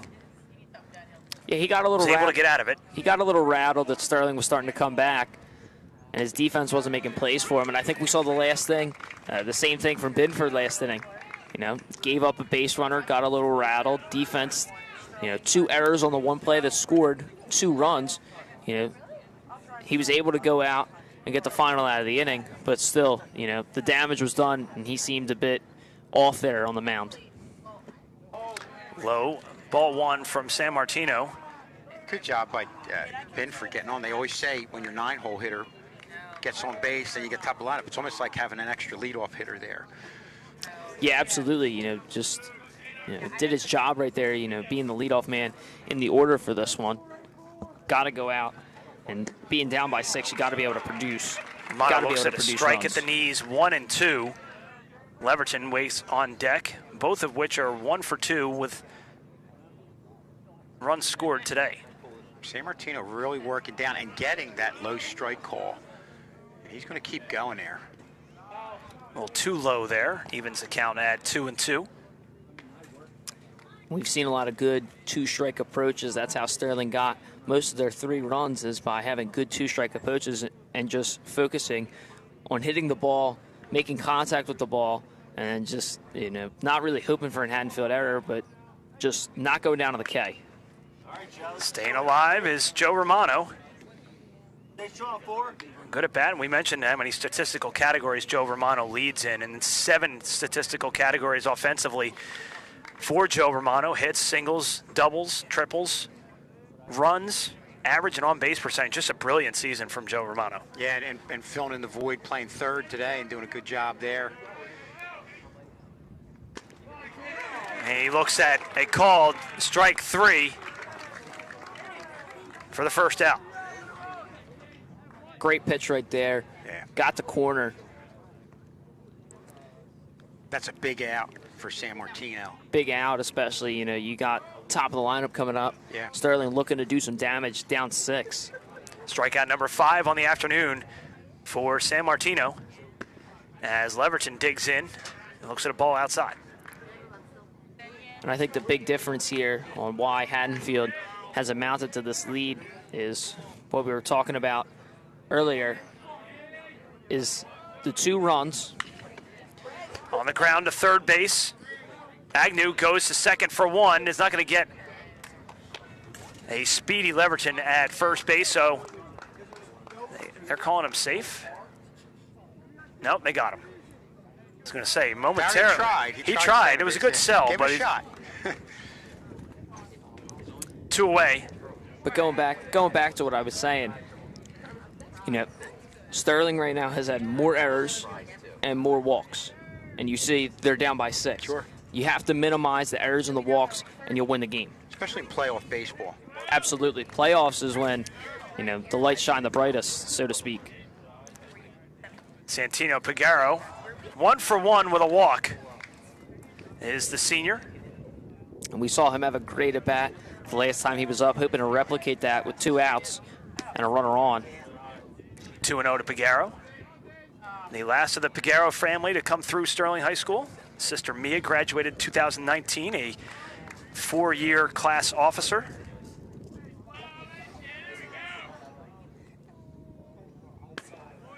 Pagaro looks at he's getting that low strike, and man, he is really working it. And if you get that strike, and he's calling it, but he's consistent, and San Martino's really hammering that area of the plate. And you saw him try and work outside to Pagaro, then just went right at him with the 4-seam fastball. Pagaro right back at San Martino. Just fires to Cristino for the final out of the inning. No runs, 1 hit, no errors. They leave 1. Head to the top of the 5th. It's 9-3 Hatfield.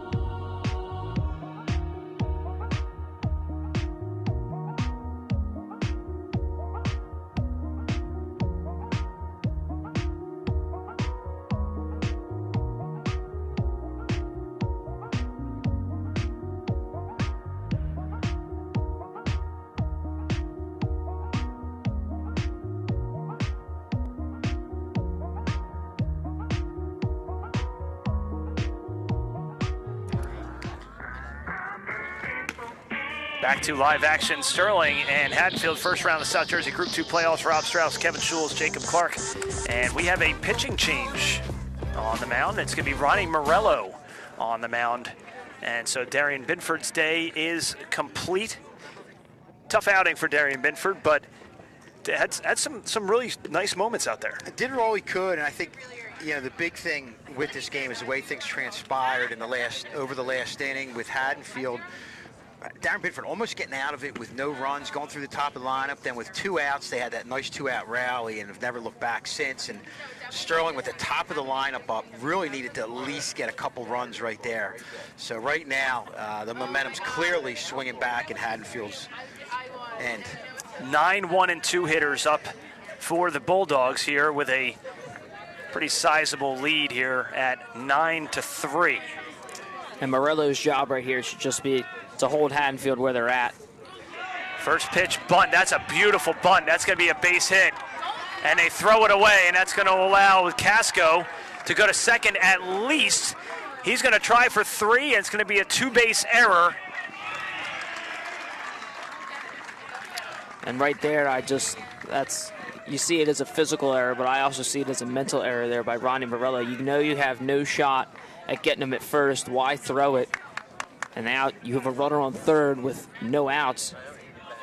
Lead off triple, so to speak, even though he got 2 bases on the error. Back to the top of the lineup for Nick Turnage. 1 for 3 with a double and a run scored. Strong right now, just playing to get the out. Everybody at fairly normal depth. Fouls it out of play. Unofficially, 6 errors on the day for Sterling. And in playoff baseball, you just you can't have that. It's tough to win with 6 errors, even not in playoff baseball. Sure. And ironically, you trail by 6. Swung on, hit. Right to third base, Romano stays with it. And good job by Romano to keep it in front of him. Over to Kozaneski for out number 1. That also kept Casco with third base as well. Sure, and we talk about playing the infield. You mentioned, Jake, we saw Ruiz get that ball, scoot up. Just his positioning in getting down, getting low, whereas if it skipped off his glove, he had his body in front of it, and you saw the ball skip off from on his glove, but doing a great job having his body in front of it and making the play. Nice off-speed pitch there. Great for move. A first pitch strike to La Presido. Great movement on that pitch. And going back to what you said, Kevin, being on the hot corner at third base, don't have enough time to get around the baseball, get your momentum going towards first. But a good job just staying down, especially with the runner on third, not letting it skip away and get into the outfield and getting him out. There's getting him out in at first. Infield. Very difficult to clear pick up every ball cleanly. 1-1 with 1 out and a runner on third base with Casco. Swung on, hit foul. With Haddonfield being up by this much and now a 1-2 count, got to be thinking ground ball to the right side, just drive the run in, keep padding on that lead that they have. 0 for 2 with a hit by pitch just over the head of Casco. If that hits him, he's out. Yep. Well, I think it depends if he's in foul territory. He was in foul territory there, so. It was close. That would have been an interesting call for the officials. Well, and that's what I say, man. If I'm on third base, I'll make sure I'm taking my lead in foul ground for that reason. Hit into left center field, getting underneath it, and making the catch is Pagaro, and that's going to be a sac fly RBI for La Presido, and the 10th run has come across the plate here in the top of the 5th. Good job there with 2 strikes, getting the bat on the ball and getting it deep enough to score that run. If that ball's too shallow, you can't score. Now there's 2 outs. The whole point of the sac fly goes to waste. Yep. And how big is that error that allowed the 2-base error? Yeah. Otherwise, you've got Casco at first base. Greg Cristino, the first baseman, 2 for 3 with a run scored today. We've seen Ronnie Morello be real efficient, just pounding the zone, not really scared to go right at these hitters. I use it to work out, though. I don't like. Should have told me I would have given my own. And getting that runner home, I mean, that's another thing Haddonfield's done. Haven't really left a ton of runners on base. If they get on, leadoff hitter gets on, they're getting them home. Fouled away into the parking lot. Watch out, bus. That just missed the Haddonfield bus. Was very close, probably off by an inch from the bus. Now, would Greg Cristino have to pay the damages? What happens in that situation? That's interesting that you bring that up because, it is a foul ball. It's not like he damaged the bus on purpose, but, he did deal damage to the school property. There's another one that might hit the bus. I'm glad I'm not parked over there. Nah, that's the no park zone. No. You got that. You have those parking spots, like right behind the first base dugout that are wide open. It's the rookie parent that goes and parks there and like, wow, what a great spot. Kind of like when I pulled up to your house the first time I went to go see your outdoor rink, and I parked literally right behind the goal. Yeah. High And slap shots can get you know away what? a little bit. You know what? Just park about 100 yards away. Pucks and windows don't. No, they're not. match And up. cold. Nah, cold. Yeah. On the ground to Romano. Romano keeps it in front of him again. Fires over to first for the out. What a gun from Romano. Defensively and offensively doing it all for Sterling. And that's how the inning will end. They get one run on one hit, one error, and they leave them empty. Haddonfield leading Sterling 10-3.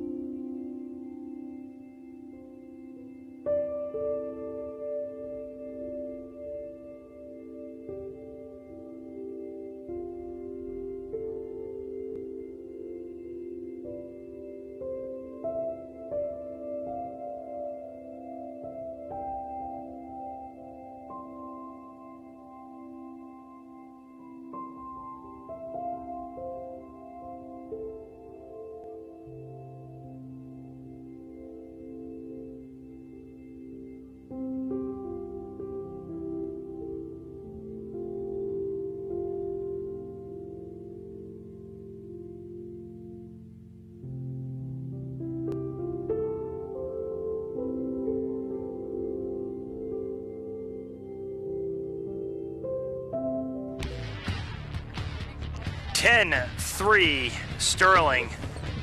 And guys, I think the tail of the tape here, we mentioned that last half inning, 6 Sterling errors here in this first round of the South Jersey Group 2 playoffs, and ironically now you're trailing by 7. Tough road ahead here for Sterling with only 9 outs remaining. I'll go back to the tradition, and you have a Haddonfield team that's definitely going to take advantage of opportunities that you give them, and that's basically what's happened. And, en route to a 10-3 lead here at the bottom of the 5th. Yeah, we talked about at the beginning of the game, the two things, the teams that have the less amount of these are going to win the game. Errors and walks, and I'm going to continue to bring it up because, again, the score just shows the point. 6 errors. Haddonfield has limited that number to, Rob, you can correct me if I'm wrong, very few, maybe 1 or even none on the day. You can't. I think they had the one in center field. You're right about that. But other than that, you're right, Jacob. It's really minimal. It's going to be Kozaneski, Serrano, and Williams for Sterling. Kozaneski swings and pops it straight up in the air. Parker, underneath it, squeezes it for out number 1. And even though that's a routine pop-up to the infield, that's got to be tough with how high arcing it is. Once the ball hits that apex and starts coming down, you could lose it. Love how you squeezed in the word apex. He's coming up with a lot of good this is mathematical terminology in June when most students have checked out. Jacob's got his A game going. Love it. Serrano swings at the first pitch into the gap in right center field. It's going to go in for a base hit, turning first and going to second, thinking about 3, and then he's going to hold up wisely there for a stand-up double for Jordan Serrano, his 2nd hit of the afternoon. I'll tell you what, I said it before and I'll say it again. I'm so impressed with the way this freshman has adjusted. The difference between him hitting now as opposed to the beginning of the year is night and day. That's a pitch he probably would have tried to hit the left field on the outside part of the plate. Now in the latter part of the year, he's driving at the right field. Not just poking at the right field, but driving at the right field, and obviously with the speed gets the easy double. 2nd double of the season for Jordan Serrano. And it was a great swing, just hitting it where it's pitched and making good contact. Wasn't really thinking Oppo, just saw, hey, that ball's on the outside part of the plate. I'm going to take it that way. And he found the gap. Speaking of gaps, there's one right there. That may score Serrano. They're going to hold Serrano at 3rd with 1 away, so runners on the corner. Base hit by Brandon Williams, his 2nd of the afternoon. Well, good job by Brandon Williams. You're seeing Brandon Williams do what Serrano did, hit the ball where it was pitched. Serrano, outside pitch, hit it to right field. Brandon Williams, pitched down the middle, hit it right up the middle. So that's a great piece of hitting, back-to-back, first by Serrano, then by Williams. And we'll see if they try, with runners on the corners, 1 out, being down so much, try and steal Brandon Williams' over to second, get him into scoring position for Joey Loomis. Serrano and Williams have combined for 4 hits on the afternoon. 3 singles, a double, and a run scored. First pitch low, as they're going to hold Williams at first base. Great job there by Miserandino to keep it in front of him. Yeah, great stop by the catcher. That ball gets by. That's a run scored, and now another runner in the scoring position. Great work, sliding out, getting the glove down over the 5-hole, blocking it.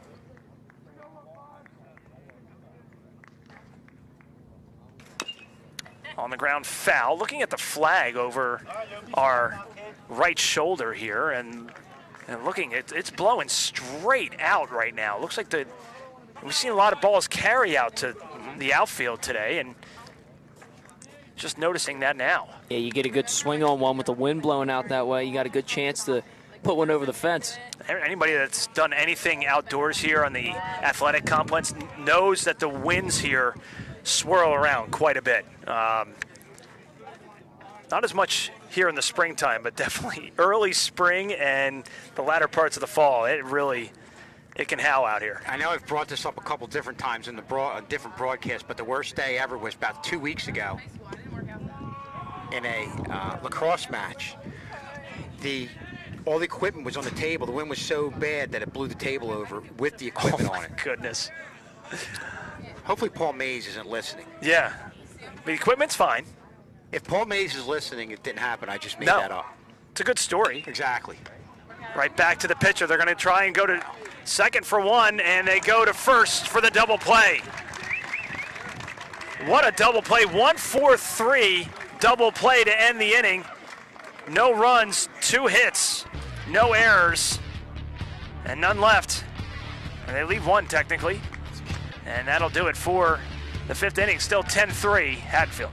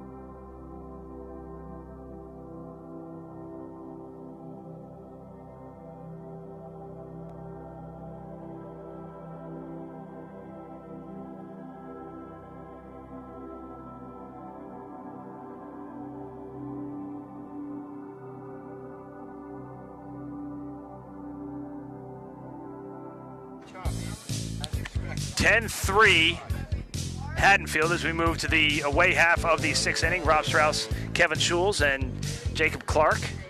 Only 6 outs for Sterling left here in this one, and they trail by 7.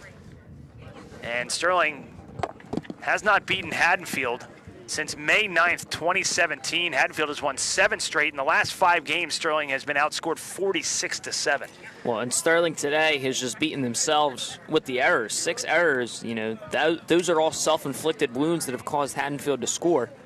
You minimize the errors, we could be talking about a whole different ballgame here.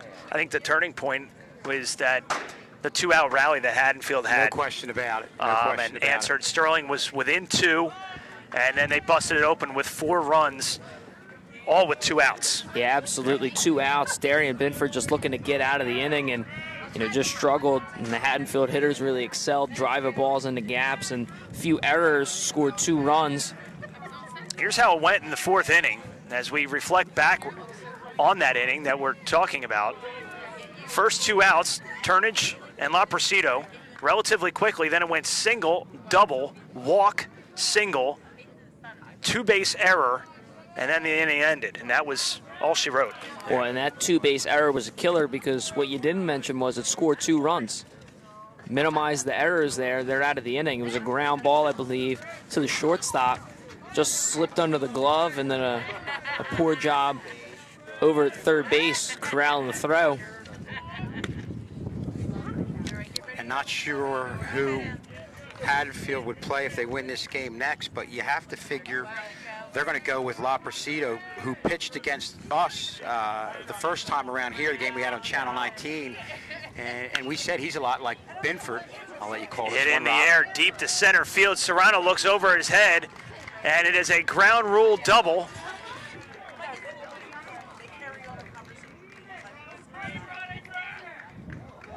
You take a look at that, and there's nothing Jordan Seriana can do there. That ball is crushed. Absolutely crushed. Slips under the fence. Looked to be a 1 or 2 hopper to the fence. Are they going to say home run? Parker's trotting to third base. The umpire went all the way, and now they're going to bring him back. I didn't think that had the distance for a home run. Yeah, I mean, no, it clearly hopped, and the rule with that, especially this fence being just a makeshift fence, is, you know, it doesn't stay well into the ground. The rule is the ball slips under the fence. Center fielder or whoever puts his hands up out there, the umpire should give him time, and it doesn't matter where the runner is. He puts those hands up to ground rule double. So, I think our buddy Frank Delano, the football coach, he's at third. He was trying to get a ground rule triple. Absolutely, yeah, he was trying to keep him at third. the oft overlooked ground rule triple. The ground rule triple. That's a lot of people don't know about that. Does that happen at the Schul's lot? I with think so. ball? Yeah. Is that a rule? You always try to go for that, and if you can get it, go Second for it. double of the afternoon for Parker as Cowan rips one into right field. Lomas squeezed it for out number 1. Parker stays put at second base. Good job getting the out, and it's not deep enough, and Lomas does a good job getting momentum behind the ball, and I think that's one of the main reasons runner at second stays, doesn't try and tag on that. Brings up Brett Agnew. Pair of singles, couple runs scored, an RBI, so good afternoon for the bottom half of this lineup. Has done a majority of the damage. The 5, 6, 7, 8, 9 hitters have combined for 7 of Haddonfield's 10 runs. And that's a killer because, you're feeling good. You talk about momentum and going through at times, getting some of the guys at the top of the lineup out. But that's where, if Sean Cousins does a nice job getting over there, you talk about playoff runs, and if Haddonfield's able to move forward and have a good playoff run, guys, we've seen in every sport, when you have playoff runs, you need contributions from everybody on that team. Boy, and that's great talk by Kozaneski. You got Ronnie Morello and Brandon Williams both chasing after that ball. I heard him from all the way over here yelling, "That's me, that's me, that's me." Good talk by Sean Kozaneski. And now, after the ground rule double, quick 2 outs. On the ground. That's a seeing eye single. That's going to score a run. RBI single for Matt Stam. And Haddonfield is pouring it on here, 11-3 here in the 6th. Yeah, they've been relentless. And, this is not your normal 8 and 10 team in a playoff situation. I believe also they had a couple players out. So, they're not necessarily the same team that you may have seen in the middle part of the season, both with the way they're playing and the personnel that you're seeing. Brings up Evan Miserandino, the catcher. And that's another bottom of the lineup, drives in a run. And when you can have a balanced lineup like this, 1 through 9, not really top heavy, in which the first 5 hitters are what you really rely on, and you use that bottom of the lineup to your advantage, you see things like this happen. When you have to, fear the bottom of the lineup because they're all 1 through 9, very even. Miserandino, 0 for 1 with a pair of walks. And you take a look at the movement on some of these pitches from Morello, really breaks out towards the right-handed hitter, and almost like it's a good two-seam fastball, yeah. And that's a pitch you see used a lot. One of those pitches that's really come into play a lot more over the last, different era. You're not used to the older era, but you really didn't see that a lot back the 80s, 90s, but you see it a lot over the last 25 years. It's been a real effective pitch for left-handers going against right-handed hitters. I would even argue it's a good pitch for right-handed pitchers. Breaks in on the right-handed batter. When it's the opposite way around, absolutely. Either breaks in or breaks out. 2-1 to Evan Miserandino, the catcher. Stam on first, and evens count 2-2.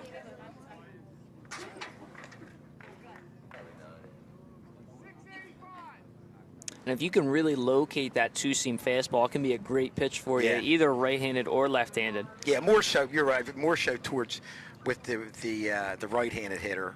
Well, even as a left-handed hitter, you can aim it outside, breaks in. You saw it right there. Backdoor, yeah. And you just saw it right there for the strikeout to end the inning.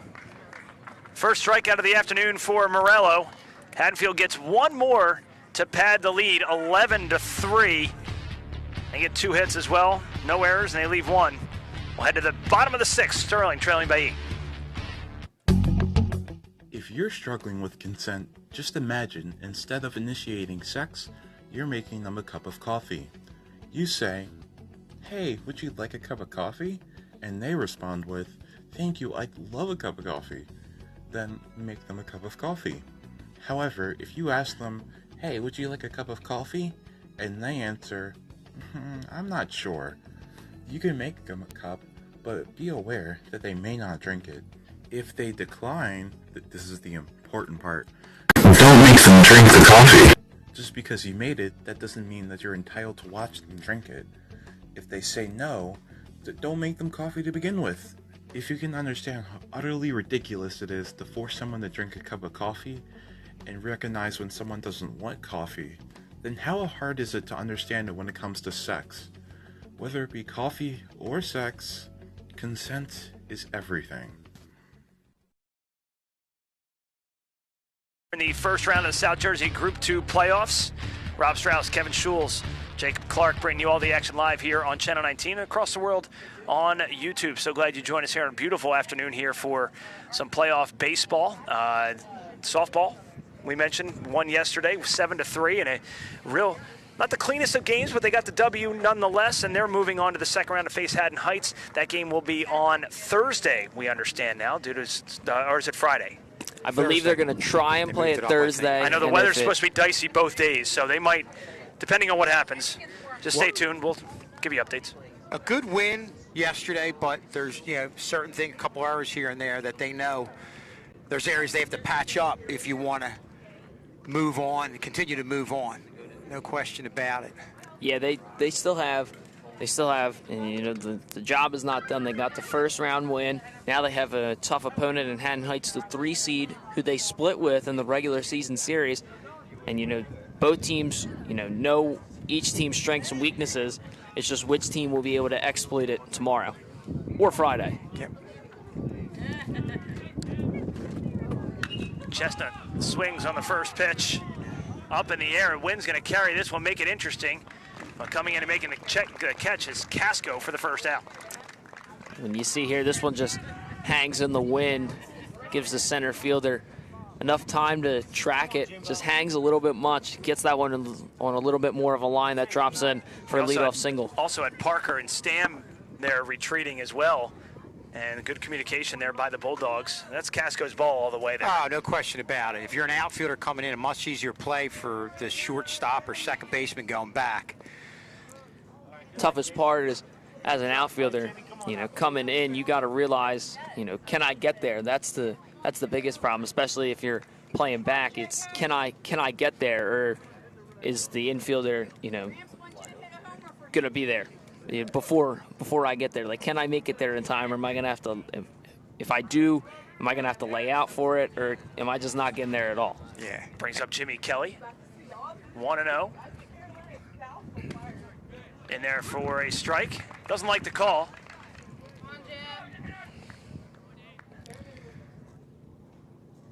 Well, San Martino's got to give him credit. He's battled through the ups and downs of this game. Sterling's put some pressure on him, and he really did what he had to do. And to me, that's impressive when you're looking at a sophomore out on the mound in a playoff situation, go through some adversity, battle. He was in bases-loaded situations there, so he'd give him a few runs, and it's a credit to him to be still out there battling and doing what he has to do to help his team. Kelly goes down looking, and San Martino has really found his groove here. That's strikeout number 7, I believe, on the day. Yeah, after the inning in which he gave up the 3 runs, I think he kind of just settled back after he got the run support, really doing a great job pitching with this lead. You know, he's allowed a few hits here and there, but not much damage besides the 1 inning where they got the 3. Once again, my math is terrible. It's 6 strikeouts. And that's as what Kelly hit for Binford, who is obviously out of the game now. very good pitchers can find their way to get, even though when they've lost it, get back in a rhythm. Hit into left field, foul. And Romano got all of that one. That was just tailing foul from the jump. And you talk about, great pitchers. We had Donovan Casey here, who, I mean, had an unbelievable year. But he would go against a very good team, get a couple runners on, would step off the mound, kind of recompose himself. He had some different things he did to get himself back on track. And, man, he would definitely do that. On the ground, Romano with the speed. Got him. Good play by Stam. Over to Cristino for the out, and Sterling goes down in order here in the bottom of the 6th. No runs, no hits, no errors, none left. Move top of the 7th, 11-3, Haddonfield.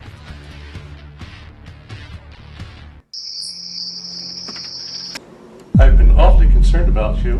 Would you like to talk?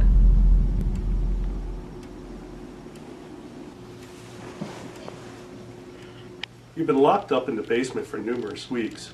Is there something going on? I'm not.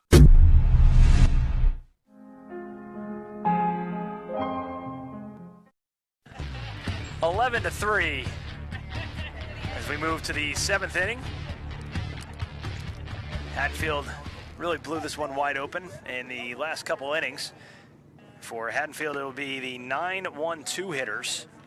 Well, they had good 4-run innings. Don't know if it was back-to-back or not, but 4-run innings, and the one with 2 outs had to be a soul crusher for Sterling, thinking you're going to get out there with the top of the lineup coming up, and then you gave up 4 runs, 2 came off 2 errors. The only inning that Haddonfield has not scored in was the 3rd inning. See another pitching change here. Ryan Chandler, number 17 on the mound.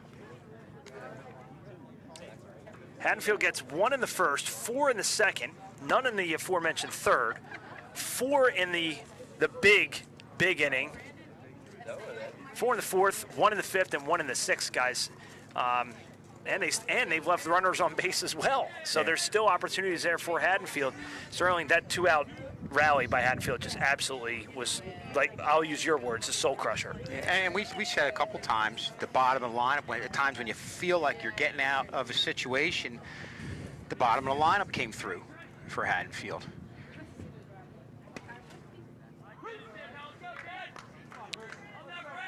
Justin Casco. Now looks like they're going to make a substitution. That's Chris DiMatteo. Reaches and just drills one into left field there. Really reached out, and it's a good piece of hitting there by DiMatteo. Yeah, he lunged for that one. And, out in front on what looked to be a bit of a breaking ball there, but got the bat to the ball and got good contact on it. Forgive me, Rob, if you mentioned it, but how many hits do they have now?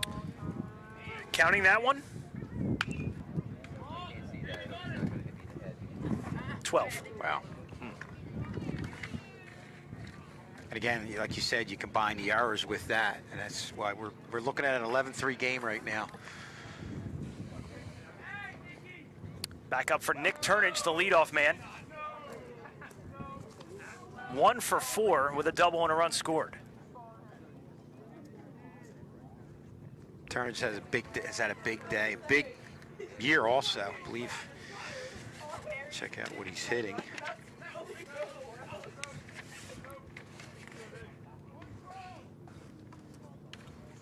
.408, so you got a 400 hitter at the top of the lineup, and the kid's got a lot of speed too. Definitely can move.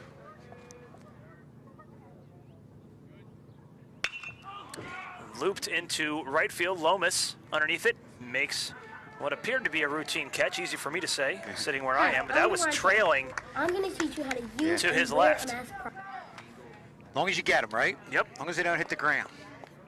One away for Mark Laprosido, the right fielder. Still looking for his first hit of the afternoon at a sac fly in the 5th. It was also hit by a pitch in the 2nd. Delivery from Chandler. And we look at some of Chandler's numbers.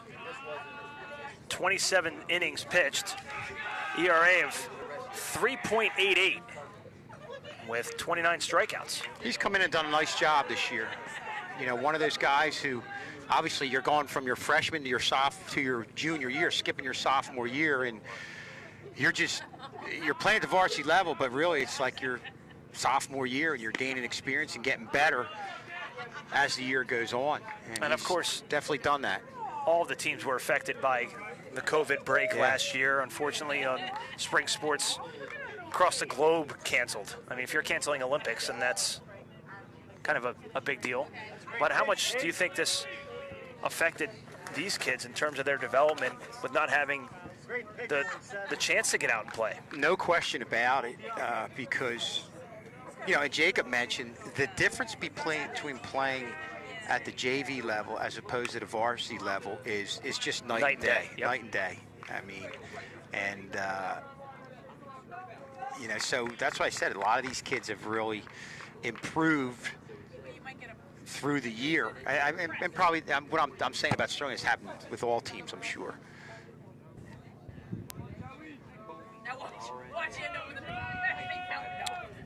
DiMatteo on first, swung on and hit foul out of play. And Rob, the other part of it, you know, we always talk to coaches and before seasons and ask them who's good in the conference. You really don't have an idea what other teams have because you just completely miss the whole year of what they have coming up. So you're just kind of trying to gauge what teams have. And in baseball, it's tough because you don't know the caliber of the competition in the early part of the season. And you're saying to yourself, do I go with my number one pitcher against these guys, my number two? Yep.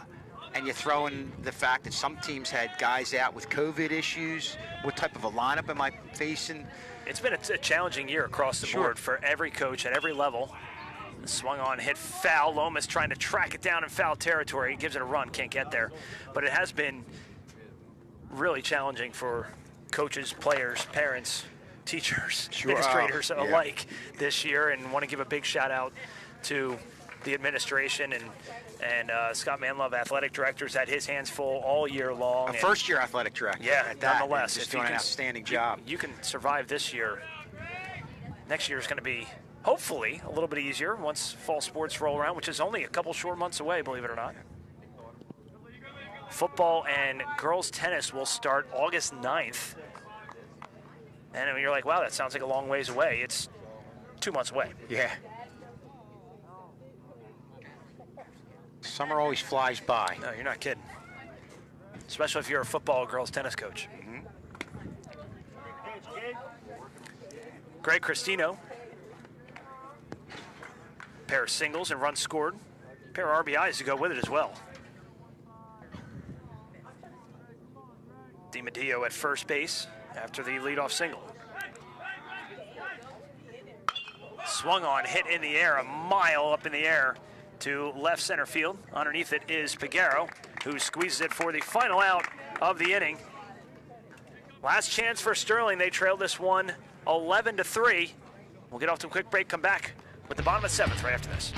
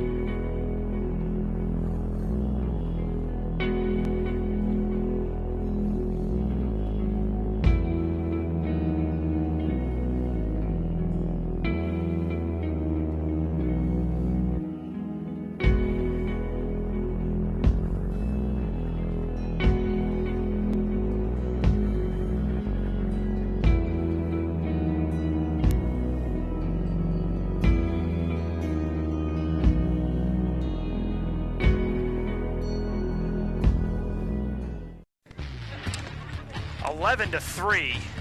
Sterling, last chance for them. They need a whole bunch of runs here, Schulze, and it's not looking good, but you never know. Stranger things have happened in baseball, but they fought their way back. It felt like at one point, I guess, what was it, 5-3? Man, you really had things going. You had a couple of innings where you grabbed the momentum in this game, clearly. But I go back to Haddonfield just being relentless. Obviously, we had the errors and everything. But, Rob, this Haddonfield team coming at 8-10, if you're going to face them moving forward, you're not facing a normal 8-10 team. Yeah. I mean, this is one of those teams that can really catch steam, and I think they already have. You know, they're playing well, probably playing their best baseball all year. They are definitely a scary team to be playing in Group 2. And while we have a few minutes, just want to give a quick shout out to our two seniors behind the scenes. You don't really get a lot of camera time, but do a ton of work behind the scenes. Chris Burdash being one of them, and Andrew Kane, award-winning Andrew Kane. Yep. Have done such a phenomenal job behind the scenes here with the tech crew and carrying on the legacy that Mr. K has just done such a phenomenal job with. So congratulations and best of luck to Andrew Kane and Chris Burdash, who will be attending Rowan University next fall. And not only at the games, but these guys put in time before the games, after the games, days they don't have games. Yep. And you know, they're the contributions are just unbelievable to what we're able to do. And people don't see that, but nope. It's one of the big reasons why we're able to put this product on. Just everybody behind the scenes who just do a stellar job. Popped up in the air, left center field, right at the fence nearly. A couple yards from it was Cowan, out, number 1.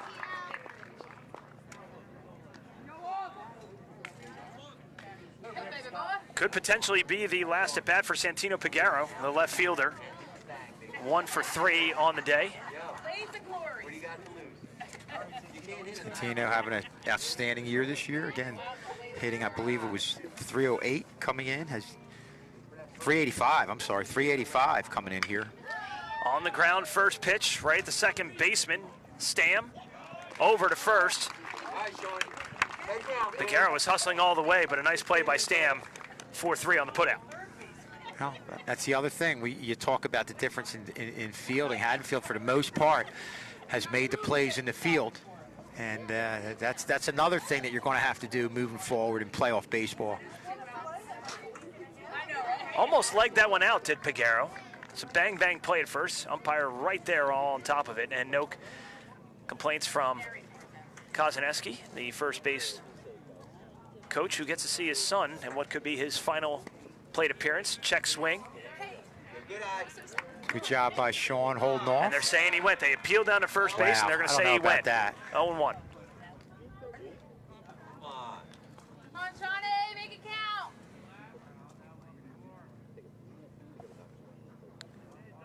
So new pitcher into the game for Haddonfield. There you go. Well, what a job by San Martino. Just doing what he has to do and coming back in situations where he definitely faced some adversity. And it's just very impressive for a sophomore.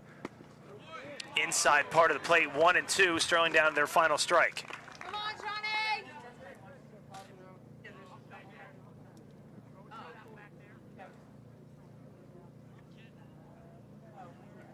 Sterling down to their final strike.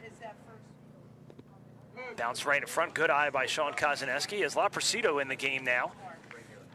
Pitching for the Bulldogs, closing this one out. Just getting some work in. Now, again, I'm not sure if Laprecido will go in the next game or they have somebody else. That's the strategy of coaching baseball. Yeah. The 2-2. Low. Good eye by Kozaneski to move the count full. Come on, be there, big guy. Come on, Shawnee. 3-2. Swung on, hit on the ground, right at the shortstop.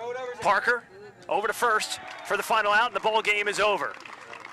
Haddonfield defeats Sterling 11-3, and they will advance to the second round of the South Jersey Group 2 playoffs. No, Haddonfield coming in, doing what they had to do, and an impressive onslaught offensively, hitting the ball, getting extra bases, and boy, I think the biggest story today was what San Martino was able to do, facing adversity as a sophomore coming in and really doing a job for Haddonfield, helping them advance to the next round.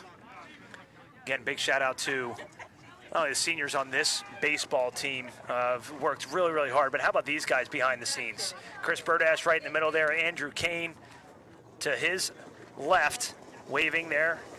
Guys, best of luck at Rowan and beyond. We appreciate everything you've done for us, making us look good, making us sound good. You guys are all rock stars, and best of luck. Great job, guys. And then back to us. Back to us. Where does Sterling go from here? They lose this one 11-3, Kevin. You graduate a handful of seniors. What are they looking at next year? You're going to have a full season next year. They know what to expect for next year. Well, you had some younger players that played, that developed. I know there's some good kids coming in that are, well, some kids at the JV level that they like, and you have a good 8th grade class coming in. So I think it's going to be a pretty good 3 or 4 years ahead of us. But again, you're looking at Haddonfield with San Martino, man, a sophomore. You're definitely going to have to battle, but we definitely have a lot of good baseball ahead of us, Rob. So that'll wrap it up here from Sterling High School. Sterling drops this one 11-3. Their 2021 campaign is now complete, unfortunately. Another loss to the Bulldogs. That's 8 straight now Haddonfield has defeated Sterling. And this might be the last broadcast for us as well. We'll find out. Stay tuned to Channel 19 on Twitter for more information. Of course, the Sterling website. For Jacob Clark, Kevin Schultz, I'm Rob Strauss, and the entire tech team. We'll see you next time right here on Channel 19. Good night. Good job.